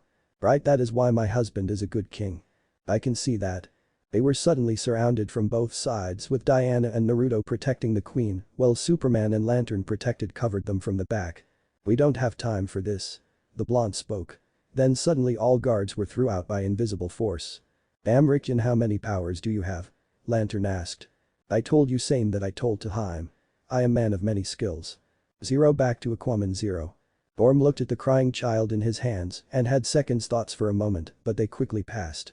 Such a pity, the young prince will be another innocent victim to the surface dwellers' aggression. Aquaman couldn't hold it any longer. He tried desperately to get free, bending the chains, but they still held tight. "Sadly, that will also make me the rightful heir to the throne." He swam to the side of his brother and implanted his knife in the side of the rock, leaving the handle out, and placed the child on it. "Well, I'm off to avenge your deaths," he said before firing an energy beam at the rock with the trident, making it slip more and more in the lava shaft. He left soon after on the water bike smirking. "Urm!" cried Aquaman. The rock started to slide on the side of the cliff, slowly approaching the lava vent. Aquaman tried desperately to get free, more determined than ever to get free and save his son. He pulled with all his might until the plate that held the chain of his right arm broke. He tried desperately to free his other hand, but the distance between him and the lava was getting shorter and shorter. His child's cries never ceased, and he tried again, this time with a sharp object that was an accessory of his belt. He tried to break the rock surrounding the plate, but it was useless, he simply didn't have time. He looked once more at his son and then held the sharp object above his head and aimed it at his hand. Gaia. 0 Atlantis, the palace 0. 10 minutes later. The heroes had reached the palace fast, but it was empty. Most if not all of the guards were gone and there was almost no resistance. They decided to search the palace. Superman, John and Lantern were looking everywhere for him. Naruto and Wonder Woman had stayed to guard the queen with Diana comforting her. "Where and when was the last time you saw Orm?" asked Naruto. Just before freeing them, he was in the docks and left on a water bike, and the army soon followed. The ninja turned to Diana. "Maybe there's still someone in the docks that knows where he went. I'll go there while you finish up here." "Alright, but don't be too long." Naruto nodded and disappeared with Jikin Idm. 0 Dock 0. Naruto appeared on dock. Looking around the docks, they were huge and empty this time. He guessed that every ship must have left. Nothing if they left Atlantis so unprotected, they must be planning something very bad. Naruto looked around when he sensed something familiar. Someone is coming to the surface. A splash was his answer as someone came out weakly out of the water and landed on their knees. It was Aquaman and he was holding his son in his right hand and a red cloth was tied around his left wrist. "Ag. Aquaman. Are you alright?" asked the blonde as he rushed to his side. "Why you? What are you doing here?" His voice was weak. "When you disappeared, we decided to come here. Here, let me help you." He used Jikin Idm, wrap both of them and disappear. They reached the courtroom shortly after where the team was assembled and Mira was starting to cry. "Did we miss anything?" asked the blonde who appeared with Aquaman. Mira looked up and was overjoyed to see her two most precious people alive. She ran to Aquaman and hugged him lovingly. "My love, you're safe. And so is our son," he said before he put their child into her loving arms. She looked back at him and saw his pain-stricken face and looked at his left arm. Your hand. Where is Orm?" he asked with malice. "Before you go after him, we better do something with that hand or you might die," Blonde said seriously. "There's a surgeon here. He will help me." Half an hour later. Aquaman had regained his strength and the surgeon worked on his left wrist with a scalpel and a torch. He was putting the finishing touches to it. The Justice League and the Queen were looking from behind him. "His own hand, I can't believe it," said Superman watching from behind. "I told you he was a madman," said Lantern looking as well. "You call it madness. Yet we ourselves put our lives on the line every day for people we don't even know. We could even sacrifice everything. So if what you say is true, then we are, at least, as mad as he is if not worse," said Blonder. "It is the noblest sacrifice you can make for the people you hold precious." He turned to Lantern and Superman. "Don't be so surprised, you yourselves might have to make such a sacrifice one day. What you should be asking is when that time comes. Will I be strong enough?" he finished. His response was shocked looks. It was true, his words exceeded his age. They were those of someone who understood. Their respect for both Aquaman and Naruto grew in their eyes. He acts like Flash most of the time, but when he's serious it's like he's a completely different person, thought Diana. The others had similar thoughts. No one knew it, but even Aquaman's respect grew for the blonde as he could hear their conversation. Aquaman turned to the surgeon that was still operating on his wrist. "Can't you work any faster? This is a delicate operation, my lord. It can't be rushed." The beep broke the silence and Batman's voice came from it. "A situation has developed at the North Pole. Thermal reading shows temperatures increasing rapidly. If that continues, the ecologic effects could be catastrophic." John responded. "Then let's check it out," Green Lantern said. "But what about the crisis here?" asked Diana. "There may be a connection," Aquaman responded. "What do you mean?" Superman asked. "It's the Doomsday Thermal Reactor. We designed it to create a polar meltdown." "What?" "I had it built as weapon of last resort should the surface world ever attack." Their responses were wide eyes and Aquaman lowered his head and regretted his huge mistake. "But I never armed it." "Then Orm must have using the plutonium from the submarine," responded Lantern anxiously. "If the polar cap melts, the world will sink beneath the waves, everything will be destroyed. Orm must be stopped," Superman responded before turning to leave. "And he will be." Aquaman's operation had ended and he got off the seat. The results were his wound was closed and in its place was a sharp harpoon in the shape of half an ellipse that extended to his knees. "I'll see to it personally," he finished threateningly. Everyone hardened their eye. Zero close to the North Pole. Zero. Aquaman swam at very fast speed through the water. Actually, it looked like he glided through it. He jumped on the ice and was walking firmly to the mountain where the reactor would be. "Aquaman, wait," Superman called from behind. The rest of the League followed him. "Why do you follow?" asked Aquaman. "We want to help," Diana answered. "This is my battle. No one asked you to fight it," he returned coldly. Naruto was getting annoyed at him. "Our world is in danger and do you think we're just going to walk away? If you're taking us for cowards or weak, then we'll gladly show you a demonstration," he returned with narrowed eyes. Aquaman raised an eyebrow at the young man in front of him. "He's got some guts. Stay if you want but don't get in my way." He walked past him but was interrupted when a projectile almost hit him from below the ice. It was lucky that he jumped away in time. Atlantis' army soon made themselves known as they surfaced through the ice and started firing their cannons and releasing their riders. The heroes closed the distance between them and engaged with Aquaman jumping in the water. Naruto landed on water and used water walking to stay surface of water. Riders closed in on Naruto. The ninja folded his arms and smirked. "Now send telepathic massage to Dragon." Then huge tail came out from underwater and destroyed all riders. Naruto was able to teleport himself on the top of Dragon Mizuchi. He turned his attention to the battleships. "Time to use combine attack." Mizuchi Dragon nodded. "Combination ice release. Ice Age." He freezes battleship and some part of ocean with Rider. He had to limit the power of attack, not wanting to accidentally kill one of his allies. Naruto jumped from Dragon Head, sustained himself on air. He turned to Dragon and spoke. "Thank to your help, Mizuchi, you may go now." "No problem, my lord." Then he disappeared with puff of smoke. Zero. Aquaman. Zero. After ridding the whale for a while, he released it and emerged out of the water through the ice and close to the cave that held the generator. He walked inside looking for his brother. Water was dripping everywhere from the melted ice. He reached the generator and walked to the keyboard. He was going to shut it down when he was attacked from behind by an energy beam from Orm, trident in hand and all. "Argaea. Apparently I underestimated you, brother. A mistake I won't repeat again." He pulled back the trident and aimed the sharp edges at the hero to stab him. Aquaman, however, faked defeat and avoided the trident. He punched Orm hard in the face and sent him back a few meters. Meanwhile, Batman had landed the Batjet. Lantern landed close to him and Naruto appeared instantly. Aquaman and Orm engaged in battle again, but Orm's fighting skills were no match for his brother's. "It's over," Aquaman concluded. "You're right and you lost." He lifted the trident again and aimed it at the keyboard and destroyed it, preventing any attempt to stop the generator. Aquaman was caught off guard by these turn of events and was too distracted to avoid another energy blast to his abdomen. "The tide is against you. The reactor can't be shut down." Naruto, Batman and John reached the reactor and Batman started working on the reactor. "It's no good. I'll have to go inside and manually shut it down." "Inside?" asked Lantern, knowing the risks of radiation. "Your ring, can it protect me?" "I don't think that is only option we have here." All looked at Naruto. "If we remove power source then generator will stop." "How?" Then he summons large sword wrapped in bandages and at the base of handle it had small skull. "Samahada, time for lunch." Then sword become like monster animal. Its scales become so long that they ultimately resemble shark fins. Its mouth located at the tip of the blade to become even more pronounced.